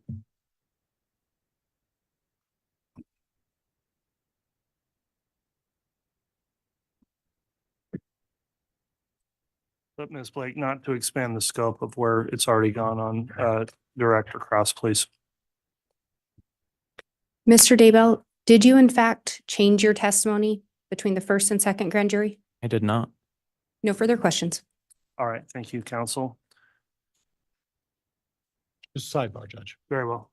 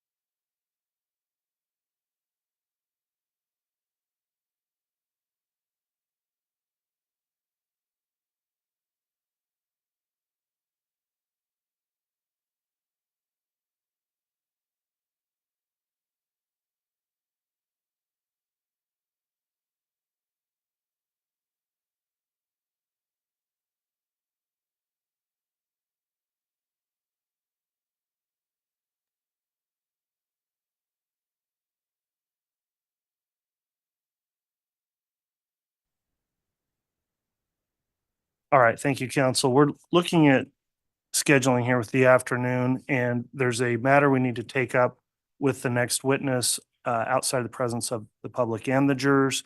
And I understand it will be a fairly quick witness after that, and the matter won't take long, but we do need to do that on the record. And so we're going to arrange a spot to meet with the witness and counsel outside the presence of the courtroom. I am going to ask that everybody just remain in the courtroom while we take care of that business. Optional if you'd like, but everybody, of course, is allowed to stand up and stretch if you'd like. If you do leave the courtroom, though, you won't be permitted reentry, and we'll try to resolve that as quickly as possible and then have that witness take the stand. So we'll go ahead and go on the record outside the presence of everyone, take up this issue, and then we'll be right back. All right.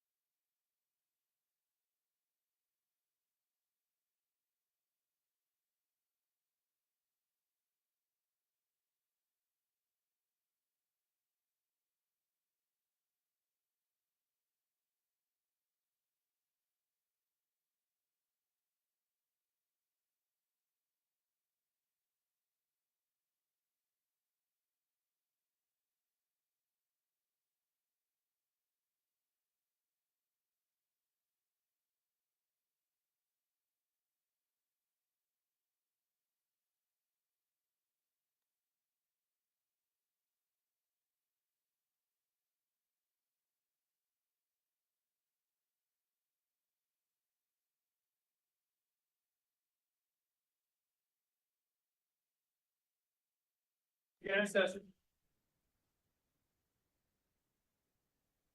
Thank you. Please be seated.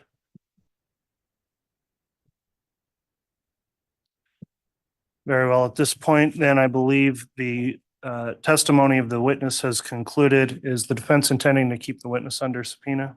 No, Your Honor. I don't know if the state had him under subpoena or not. The state also had a subpoena. We would release Mr. Daybell as well. Okay, thank you. That concludes your testimony. You can go ahead and step down.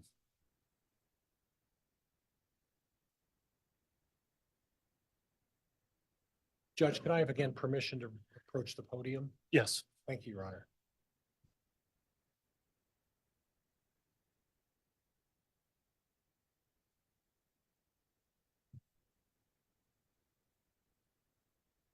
All right, Mr. Pryor, you can call your next witness.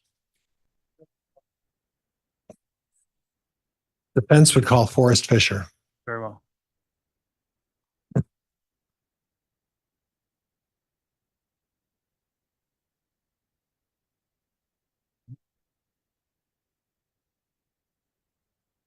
You solemnly swear or affirm the testimony you're about to give will be the truth, the whole truth, and nothing but the truth?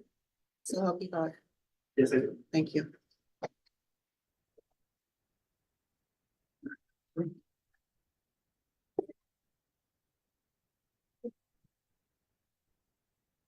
I speak directly into the microphone.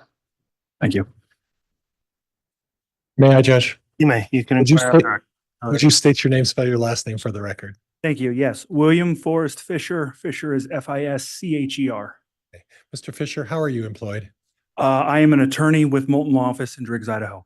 Okay, and you're licensed to practice law in the state of Idaho? I am. Did you have an occasion in December of 2021 in regards to a client by the name of Garth Daybell? I did. What was the nature of that representation? As part of my employment, my office contracts out with Fremont County to do contract public defense work. And so under that contract, I was asked to come down to St. Anthony to the Fremont County Courthouse to represent Mr. Daybell, who at that time was under a grand jury testimony situation.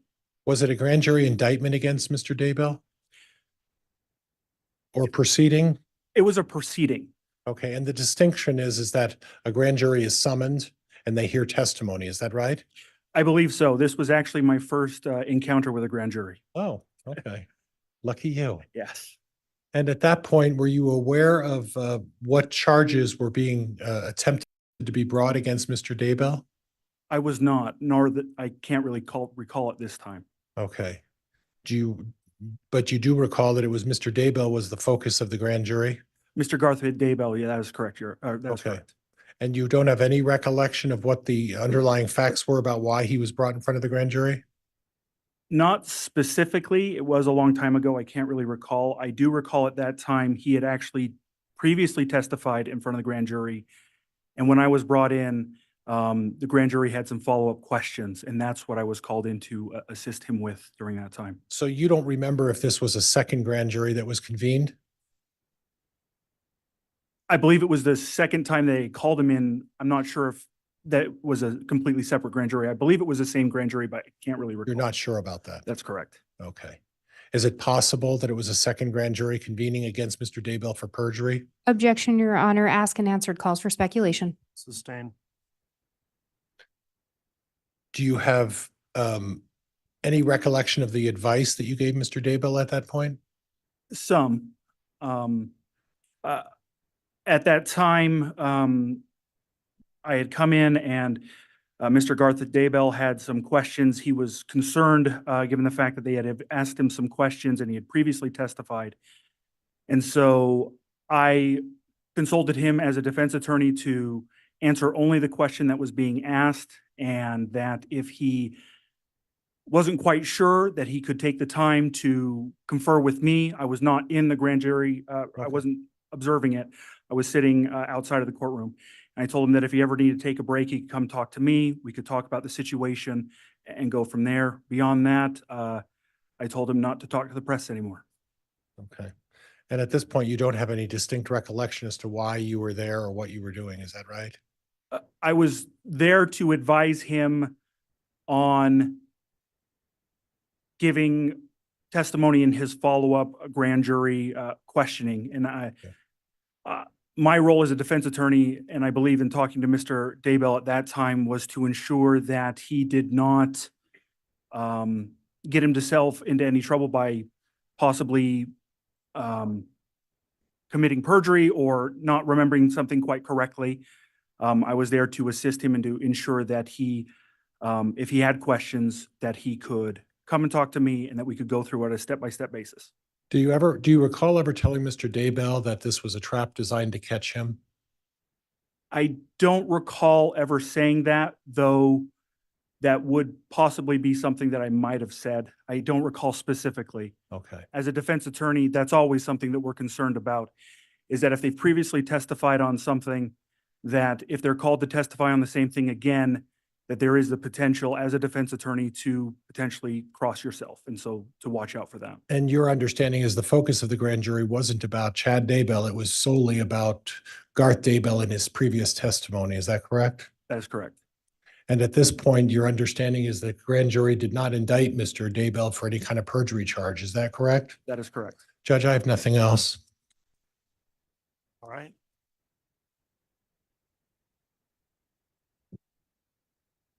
Any cross? Just briefly, Your Honor.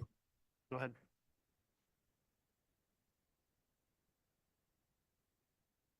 Mr. Fisher, it was your understanding then that it was the same grand jury with some additional questions? I don't really, I presume, but I didn't know for sure. And at the end of the day, you provided legal advice to your client, correct? That is correct. And he testified in that second proceeding, That is correct. and there was no indictment. That is correct. I have no further questions. All right. Thank No you. follow-up, Judge. Very well. That'll conclude the testimony. Mr. Fisher, thank you for appearing. Thank See you, Your back Honor. in Driggs someday. All right. Thank you. I have cases out there as well.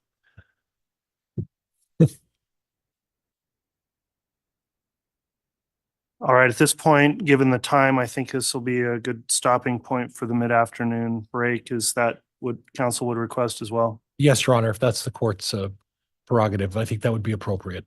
All right, we'll go ahead and take our mid-afternoon break then. We'll plan on starting right back up at 2:30, please. All right, please.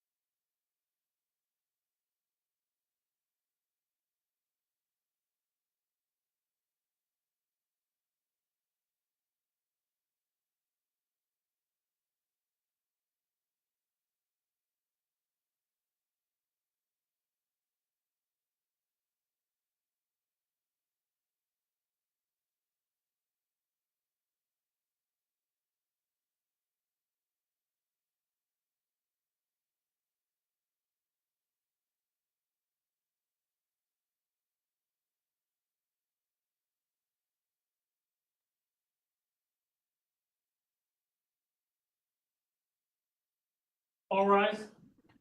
District Court's again in session.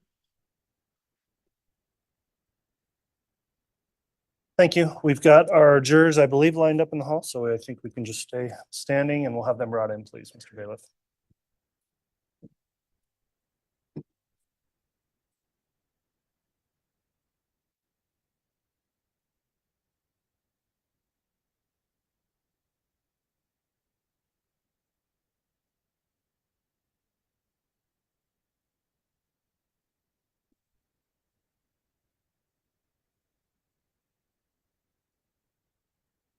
All right, please.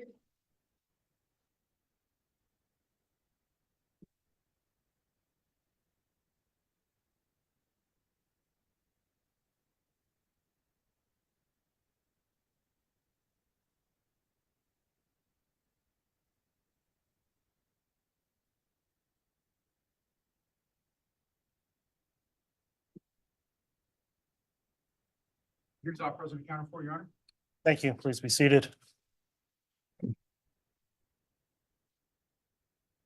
All right, that concludes the mid-afternoon recess. Mr. Pryor, continuing with the defense case in chief. If you'd like to call your next witness, you may. Yes.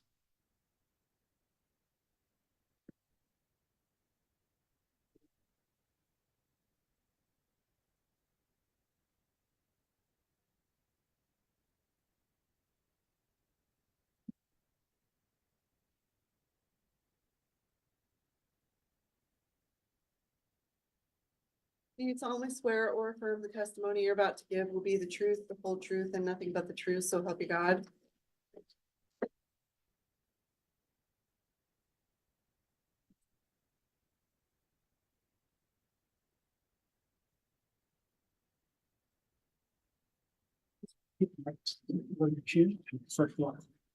Right there. May I, Judge? Give me just a second. I'm checking one thing quickly. All right. Just checking the status of this exclusionary order, Mr. Pryor. I don't believe it applies here. So if you would like to inquire on direct, you can do that at this time. Would you state your name, spell your last name for the record for me, please? Joseph Murray. Do you want my middle name as well, or? That's okay. Joseph Murray's. And then Murray. And do you know the gentleman to my left in the blue shirt over there? I do. Who is that? That is my father-in-law. Okay, and you are married to Emma Murray? Correct. How long have you been married? This August will be 7 years. How many children do you have? 3. Okay, and a newborn, I understand, right? Correct. And to be fair, we met yesterday evening to discuss the case. Is that correct? That is correct. How many other prior occasions did you and I well, I don't think we ever met, but we spoke on the phone. Were there any other occasions Just once. prior to that? Yep. And it was very brief. It was maybe 5 minutes. Okay. Did I tell you anything to say to the jury or anybody else today? Nope. Did I ask you to do anything in particular in regards to this case? Nope. I want to talk to you about October 9th of 2019. Do you recall that day? October 9th. If I say that there was a paintball incident, does that help refresh? your Okay. memory? Yes. Okay. Do you recall what you were doing on that day? May I ask what time of day? Just, is there a particular time? In the evening hours. In the evening hours. Okay. In the evening hours, I was out in the shed behind my house, chopping wood for our fireplace. Okay. Did anything unusual occur shortly thereafter? While I was out in the wood shed chopping, I got a notification on my phone that Tammy, my mother-in-law, Tammy Daybell, had posted in the local Facebook group saying that somebody had attempted to shoot her with a paintball gun.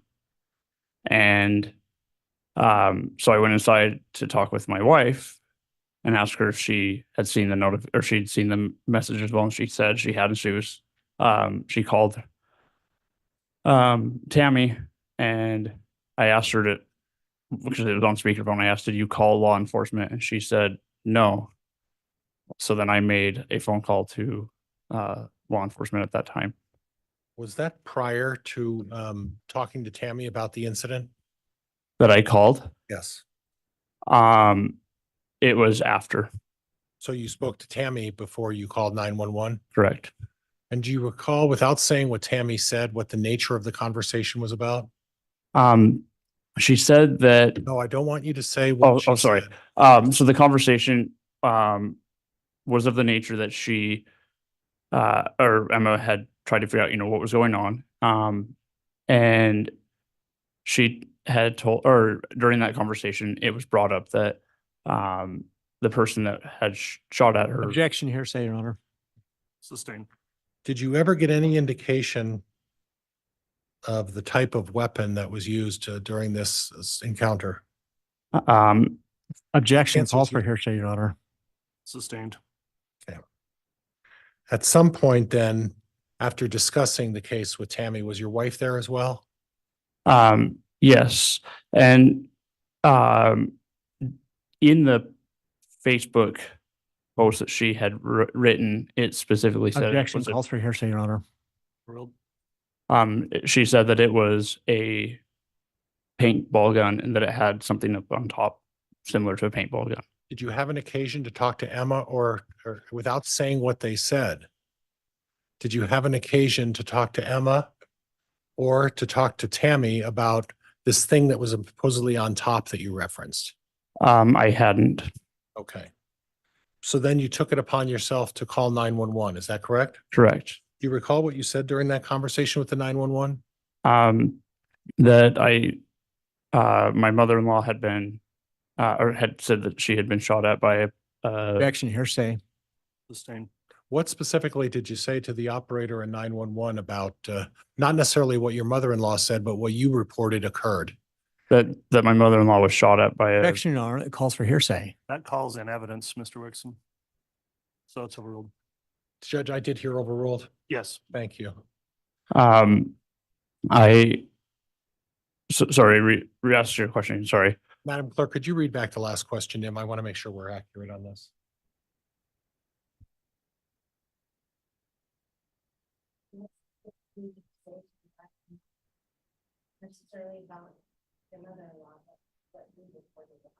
Okay, so I don't know verbatim what I had said on the phone call, as that was several years ago.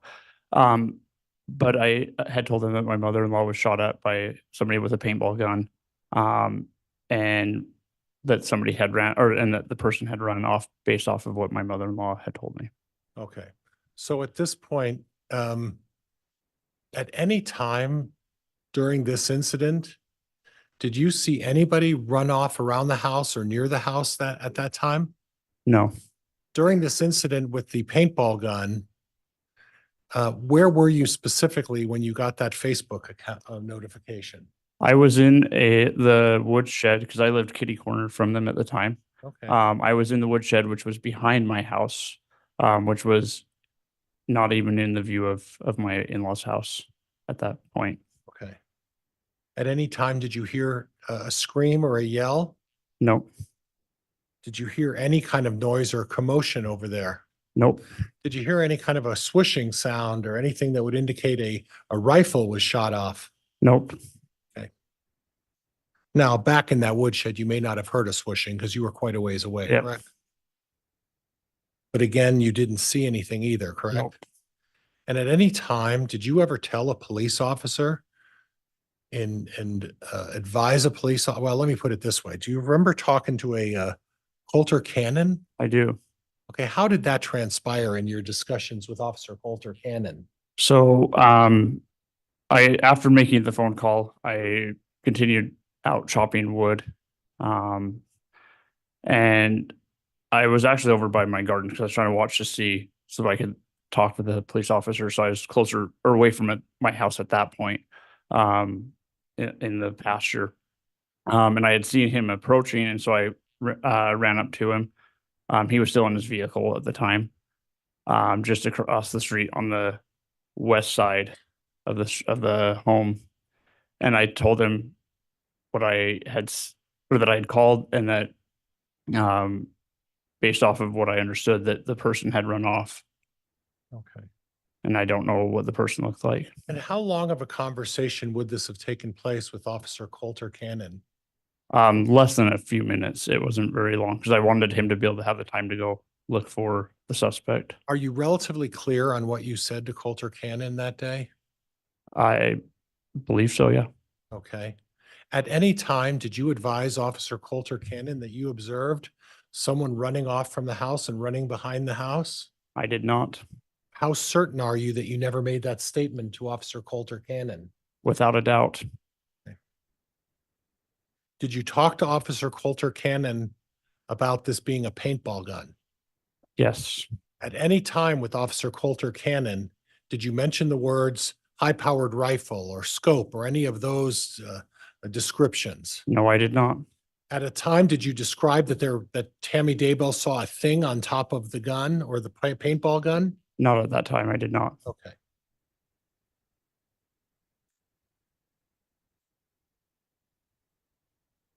Subsequent to this, did you have an occasion to talk to any other members of the family about this incident?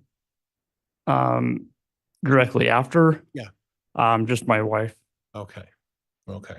Did the two of you discuss that whether or not this was a paintball gun or not?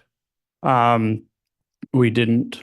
Did that discussion ever even get breached at any kind during the discussion with your wife? No. Was it very clear to you that this was a paintball gun that was used on that day?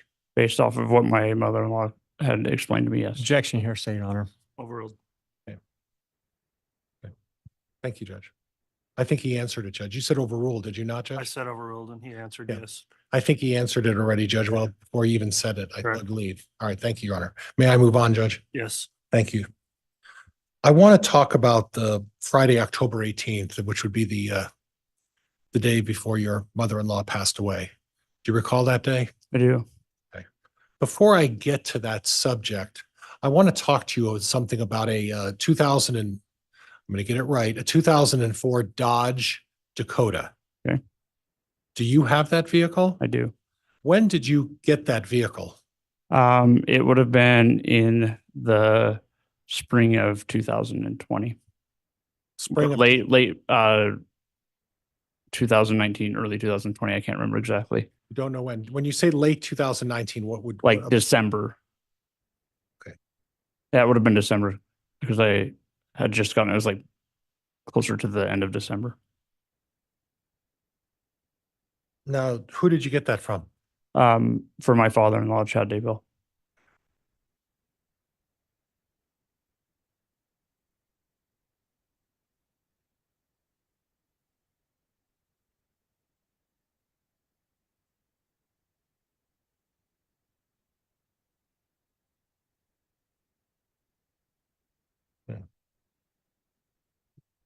Now, you previously testified, well, maybe you didn't previously testify. I think you made mention that you lived kitty corner to Chad and Tammy's home. Is that correct? That is correct. With your wife? Correct. And at this point, I don't recall whether there were kids at that point, correct? Just one. One. Yep. You're up to three now, right? Yep. And growing. Yep. Okay. Did you have an occasion to observe Chad's regular patterns of travel, living kitty corner to him? Yes, because at that time I was working I was working at the hospital, and my shifts would start usually at noon. And so I would have to get ready and take our son to daycare.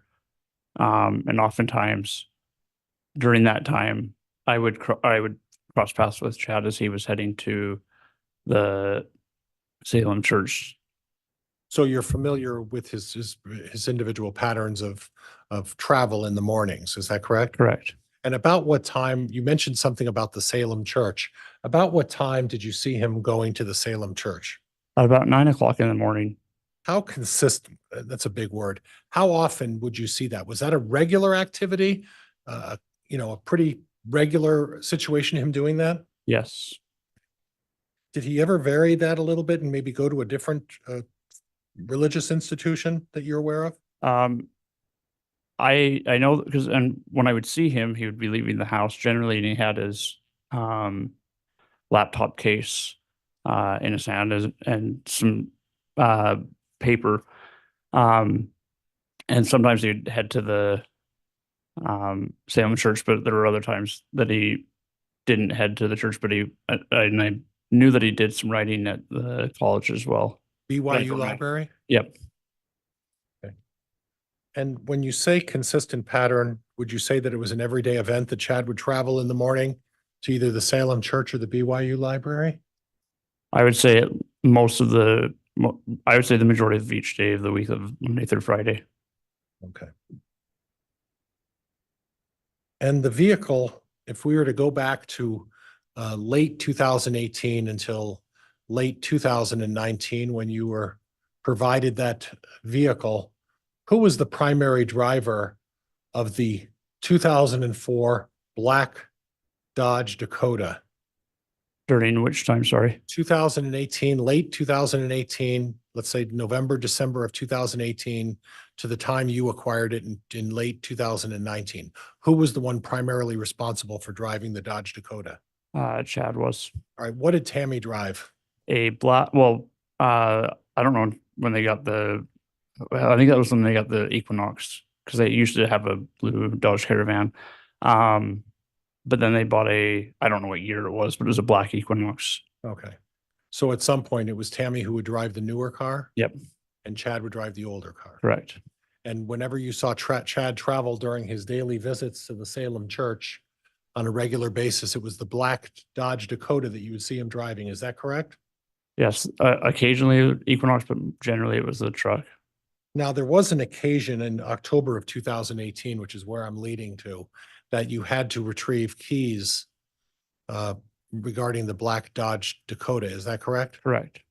And on Friday of October 18th, were you aware or did you have any knowledge that Tammy Daybell on that day was involved in preparing for a book fair? Yes. Okay. And at that point, she had utilized the black Dodge Dakota. Is that correct? Yes. Okay. And did you have to go and borrow that for some reason? Yes. So that fall, there was a really major issue with like the potatoes freezing. And I was helping my friend who was trying to get their potatoes in. And at the time, my wife and I only had one working vehicle. And I was transporting her back and forth to work. And she was at work and I went to pick her up and I was talking to her about how my friend needed help finishing getting the potatoes in, but we didn't have a vehicle and I wasn't sure how we were going to get her home and me at work because we'd be in two different places. And Tammy said I could use the truck. Okay. And my wife would take her home. Now, you described to when you were interviewed, and you were interviewed several times and testified in front of a grand jury. Is that correct? I wasn't interviewed, but I testified in the grand jury. Yes. Oh, I'm sorry. That's correct. Yep. And at some point during that testimony, you indicated that you needed to go get her keys. Correct. What did you mean by her keys? Well, the keys to the truck. Okay. So it wasn't necessarily the truck she was driving all the time. It was just her set of keys. Yeah. Yeah. It was her set of keys that had both the truck key and the Equinox key on it. Oh, it did? Mm-hmm. Okay. Now, after you had borrowed the truck, you came back after, and my recollection is you were aiding your friend with the potato harvest. Is that right? Correct. Okay. And you decided to return, the keys to the black Dodge back to Chad and Tammy. Is that correct? Correct. Okay. And at that point, did you visit the home? I did. Did you have an occasion to visit with Tammy at that point? I did. And approximately what time was that? I want to say it was around 5 o'clock, 5:30. It was about the time I think I left. I can't recall exact, but it was in the early evening.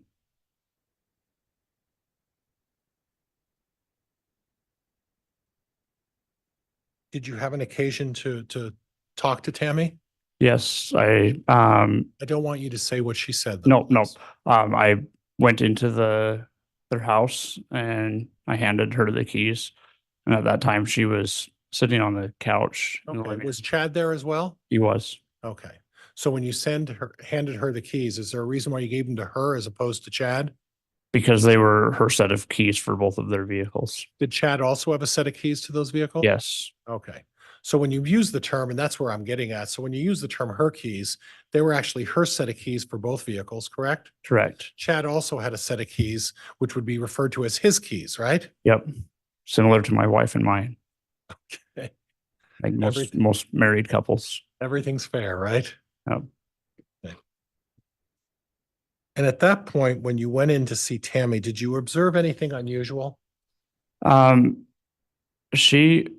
earlier in the day, she was exhausted, but All right, she now, seemed more I want you to exhausted. stop there. Okay. When you said Hold on. earlier in the day, There is a lot of talking over the top of each other, and I know this is difficult for the court reporter, so both Mr. Pryor and the witness, Mr. Murray, please just talk one at a time. Thank Okay. you. and Joe, what I was getting at, as you had mentioned earlier in the day, you had mentioned something about her physical condition. About what time was that? That was around 2, almost 3 o'clock when I went to go get the truck And where did you go get the truck? from the school. And that was the same day that she was working on the book fair, is that correct? Correct. Did you happen to observe her lifting any boxes or anything unusual at that point? I did. What did you observe? She was carrying around several scholastic school book boxes that are probably about this big, that were pretty heavy. And you had mentioned that she looked, I don't want to put words in your mouth. How did you describe her appearance at that point? She seemed exhausted and exasperated. And exasperated for what reason? She just didn't seem like she was feeling well. Okay, She seemed really worn out. Objection, speculation, Your Honor. Overruled. okay. She seemed very worn out. Correct. She had been working lifting boxes all day. Correct. At some point later in the evening, did you have a chance to visit with her? Yes, when I brought the keys back. Okay, and what did you observe at that point? She was sitting on the couch, and she seemed very exhausted, like I said from earlier, but then was coughing pretty hard. Okay. Was there any indication that she appeared that she was sick or that she was having any other symptoms? No, Okay. And at that point, was Chad there as well? yes, And where was he sitting? he was sitting. So you come in the front door, and then over here's they had the couches kind of set like this, and then right behind the couch were their computer desks, and he was sitting at the computer desk. And I almost did it again. When you're describing Tammy on the couch, what was her positioning on the couch? Was she spread out or was she sitting up? She was sitting up. Okay. But was it very clear to you that obviously she was in some form of distress? It appeared that she was sick and that she wasn't feeling well. Okay. On the next day, she passed in the night. Did you have an occasion to go over to the house? I did. I was actually getting ready to go to work that next morning because I worked on Saturdays, the morning shift. And I was getting ready to go to work, and I saw a deputy vehicle out front. And I couldn't see Garth's vehicle. And at first I was worried that maybe he hadn't shown up home from work that night. And I thought something had happened to him. So then I went back in the house again and had notified Emma. She called Tammy, and of course Tammy didn't answer. She called Chad, and Chad didn't answer. She called Garth, and Garth didn't answer. And finally we were getting ready to walk across the street to their house. And then a deputy and Garth met us and told us what had happened. Okay. And at some point, how would you describe Garth's reaction? Very shaken up. Okay. Did you have an occasion to observe Chad at that point? I did. And how would you describe Chad's reaction at that point? I had never seen him the way I'd seen him that night or that morning, sorry. Very just, he was wandering aimlessly, and just, he kept holding his head like this and he kept asking, what are we going to do? What are we going to do? And I've never seen him in that state before. Would you describe that as being distraught, Yes, upset, yes, shock? yes. Did it appear that that was genuine to you? Yes. I want to step away at some point. Well, before I do, were you present when there was a discussion about whether or not to get an autopsy on Tammy Daybell? I was. And what did you observe in that regard? Objection calls for hearsay, Your Honor. Sustained. Okay. At any time, did Chad Daybell request that nobody do an autopsy on his wife? No. Objection calls for hearsay, Your Honor. It's not timely overruled. Okay. I want to talk a little bit about the Daybell property in general, okay? Okay. You're familiar with the property. Yes. If you're going on the front of the house, which would be Salem Highway, which runs past your house as well, correct? Right. Your kitty corner, but south west? Correct. Okay, I got it right. But how far of a distance are you from Chad's house? Oh, I couldn't give a definitive answer, but I mean, their house is closer to the front lot as ours. Okay. And then across the street, directly across the street on Salem Highway was another home. And do you know who was living there at that time? Yes. Who was that? Matt and Regan Price. Okay. And did you have an occasion to socialize or get to know them a little bit? Yes. Did you have an occasion to talk about animal problems, raccoon problems during that particular summer? Yes. And how often did that take place? It was, I don't know exactly how often, but I know that there was a lot of problems with there being issues with raccoons, is what we believed it to be, that were getting into the animal feed bins. And so Matt Price had offered to let us use a trap to catch them. Okay. And on occasion, there were actually raccoons that were trapped and caught. Is that correct? Correct. Okay.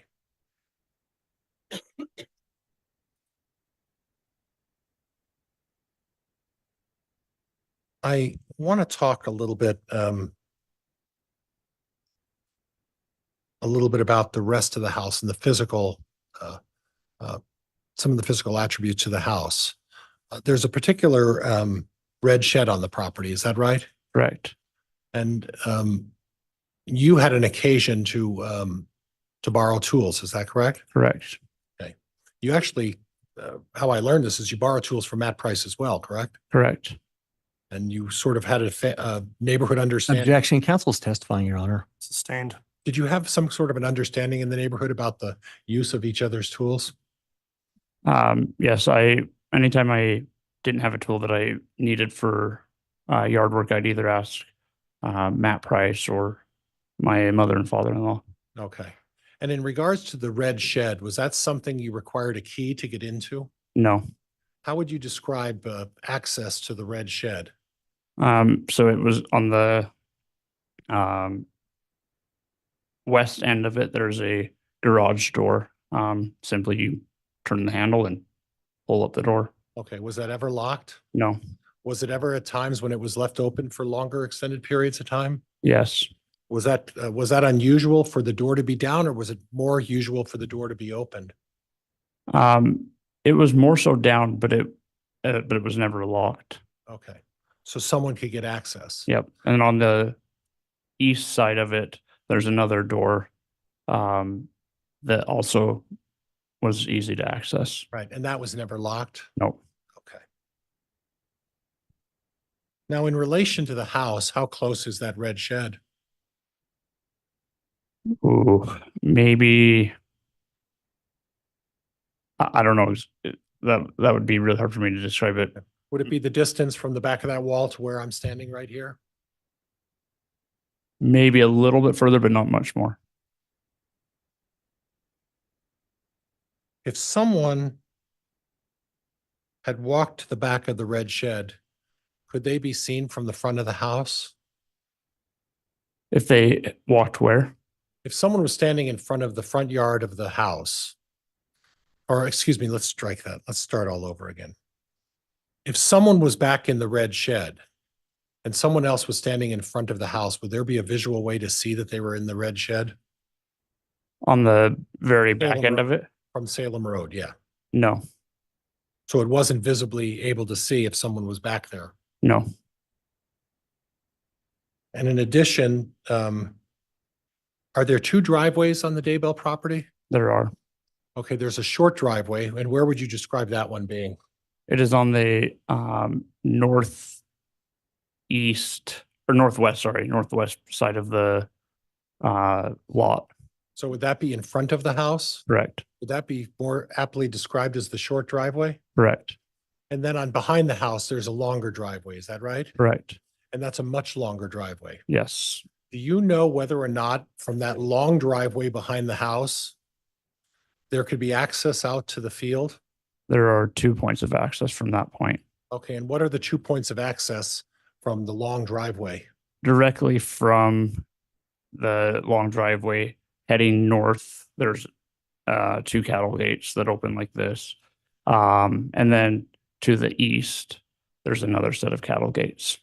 So it would not be impossible for a vehicle off of the long driveway to drive back into the pasture, is that correct? That is correct.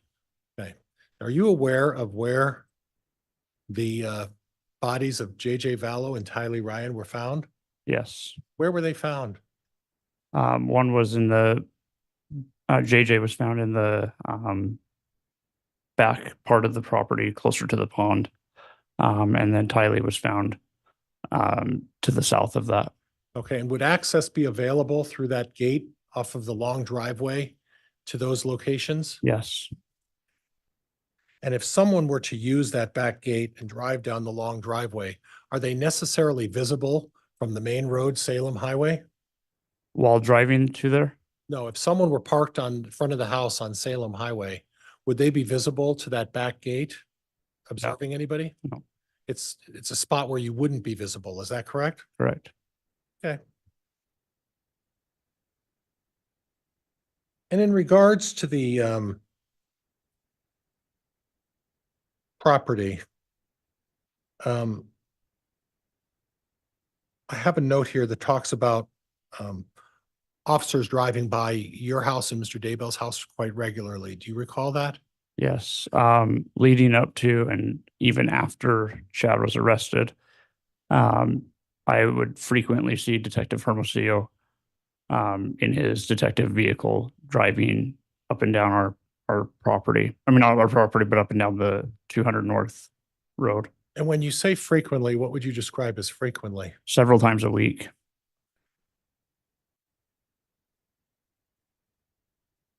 Now, I want to talk to you about a sponsored 5K race. And that was in September of 2019. Do you recall that? Yes, I do. Okay, what do you recall about that? What was the purpose in the sponsorship? So I had put on a race for an organization called Operation Underground Railroad. And I was the lead organizer of it. And it was to help children who were being trafficked to be able to be rescued. Okay. And at that point, you put on this 5K event, is that correct? Correct. And you were you responsible for reviewing and maintaining the list of people who signed up to run the race? I was. Okay. And your mother-in-law at the time, Tammy Daybell, was involved to some extent, is that correct? Correct. Her and Chad's book publishing company actually sponsored the race, and Tammy was a volunteer in the race. Okay, when you say a volunteer in the race, does that mean that Tammy ran the race? No. Did you ever see Tammy cross the finish line in a workout clothes to suggest she ran the race? Absolutely not. Do you recall what Tammy was wearing on that day when she was involved in helping with the race? jeans and a t-shirt that said volunteer. Okay. And you had a list also of who all the volunteers were, correct? Yes, And you were overseeing and supervising that race, is that correct? that is correct. Okay.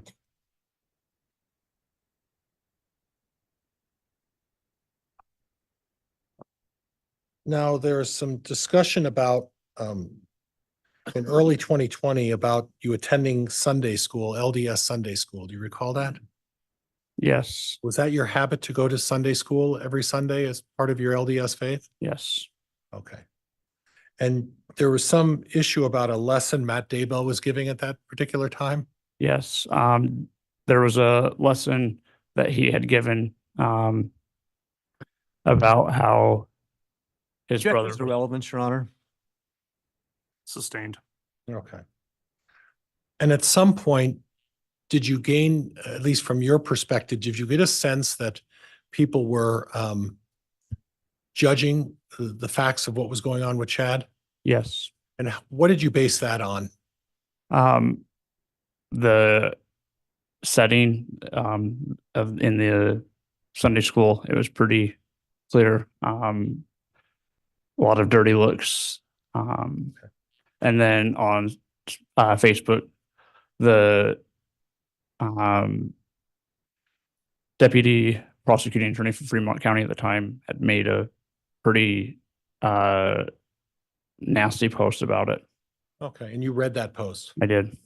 So in other words, aside from also the church making comments, it was your impression that at least one government official was also making comments. Correct. Okay. I want to change gears a little bit, okay? If that's okay with you. I want to talk to you about your mom and dad. Okay. And that's Charlene and Joe, is that right? Ed or Edward. You're Joe. Charlene and Ed, excuse me. Were you familiar with some sort of competition between Tammy and your mom and dad? Yes, there was a Fitbit competition that they were engaged in. And it was regarding the amount of steps that they would get each day. Okay. And your father was competitive, would that be fair? Absolutely. And would you describe Tammy as being competitive? Yes. There was some testimony previously about Tammy doing something with her wrist or leg in regards to the Fitbit. Did you ever observe that? Yes. Okay. Was there any sort of a family joke about Tammy's use of that Fitbit in that way? Yes. Who was in on that joke? Emma and her siblings, and even Tammy would recognize that she was doing it for that purpose. To win. To win, yep. And you said the family was in on this joke. What about Ed and Charlene? Were they in on this joke? They didn't know that she was doing it at the time. That she Okay. was just moving her wrist like this. Competing against your father. Yep. It was important to her, from your perspective, what you observed, to beat your father in this Fitbit competition. Is that right? Yes, because at that time, my dad had begun to lose weight and was beginning to run and exercise a lot. And so it was very important for him to win. And I sensed a bit of jealousy from, because it wasn't just my dad, my mom as well, but that was doing really well. And I had sensed a bit of jealousy, and even had recognized that Tammy was a bit jealous to see that. Okay. So there was some maybe doing some additional things to increase your mileage. Would that be fair? Yep. Judge, I don't have anything else at this point. Thank you, Your Honor. All right, thank you. Counsel, let me have a brief sidebar if I could.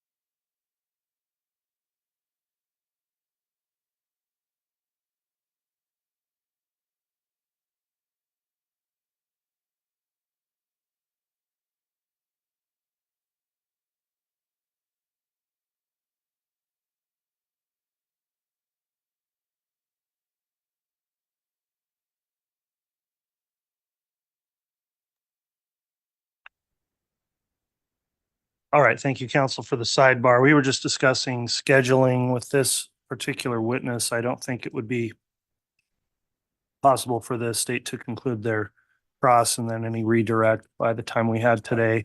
And so we are going to go ahead and recess for the afternoon at this time. We'll come back on in the morning at our regular time at 8:30 with additional testimony. At this time, Mr. Murray, I'll advise you'll remain under oath for your testimony continuing tomorrow. Thank you, ladies and gentlemen of the courtroom, for complying with the conduct order while you've been here today. I'll also advise the jurors, please follow the court's admonishing instruction as we conclude for the day to not discuss any evidence of the case amongst yourselves or with anyone else. Please don't do anything to research this case while you're on break, and don't do anything if you see media reporting of the case. Try to divert from that so you can remain impartial and consider the case only on the evidence that's been presented here in court. So thank you for your attentiveness today. We will continue again with further testimony in the morning, and we'll be in recess. All right, please.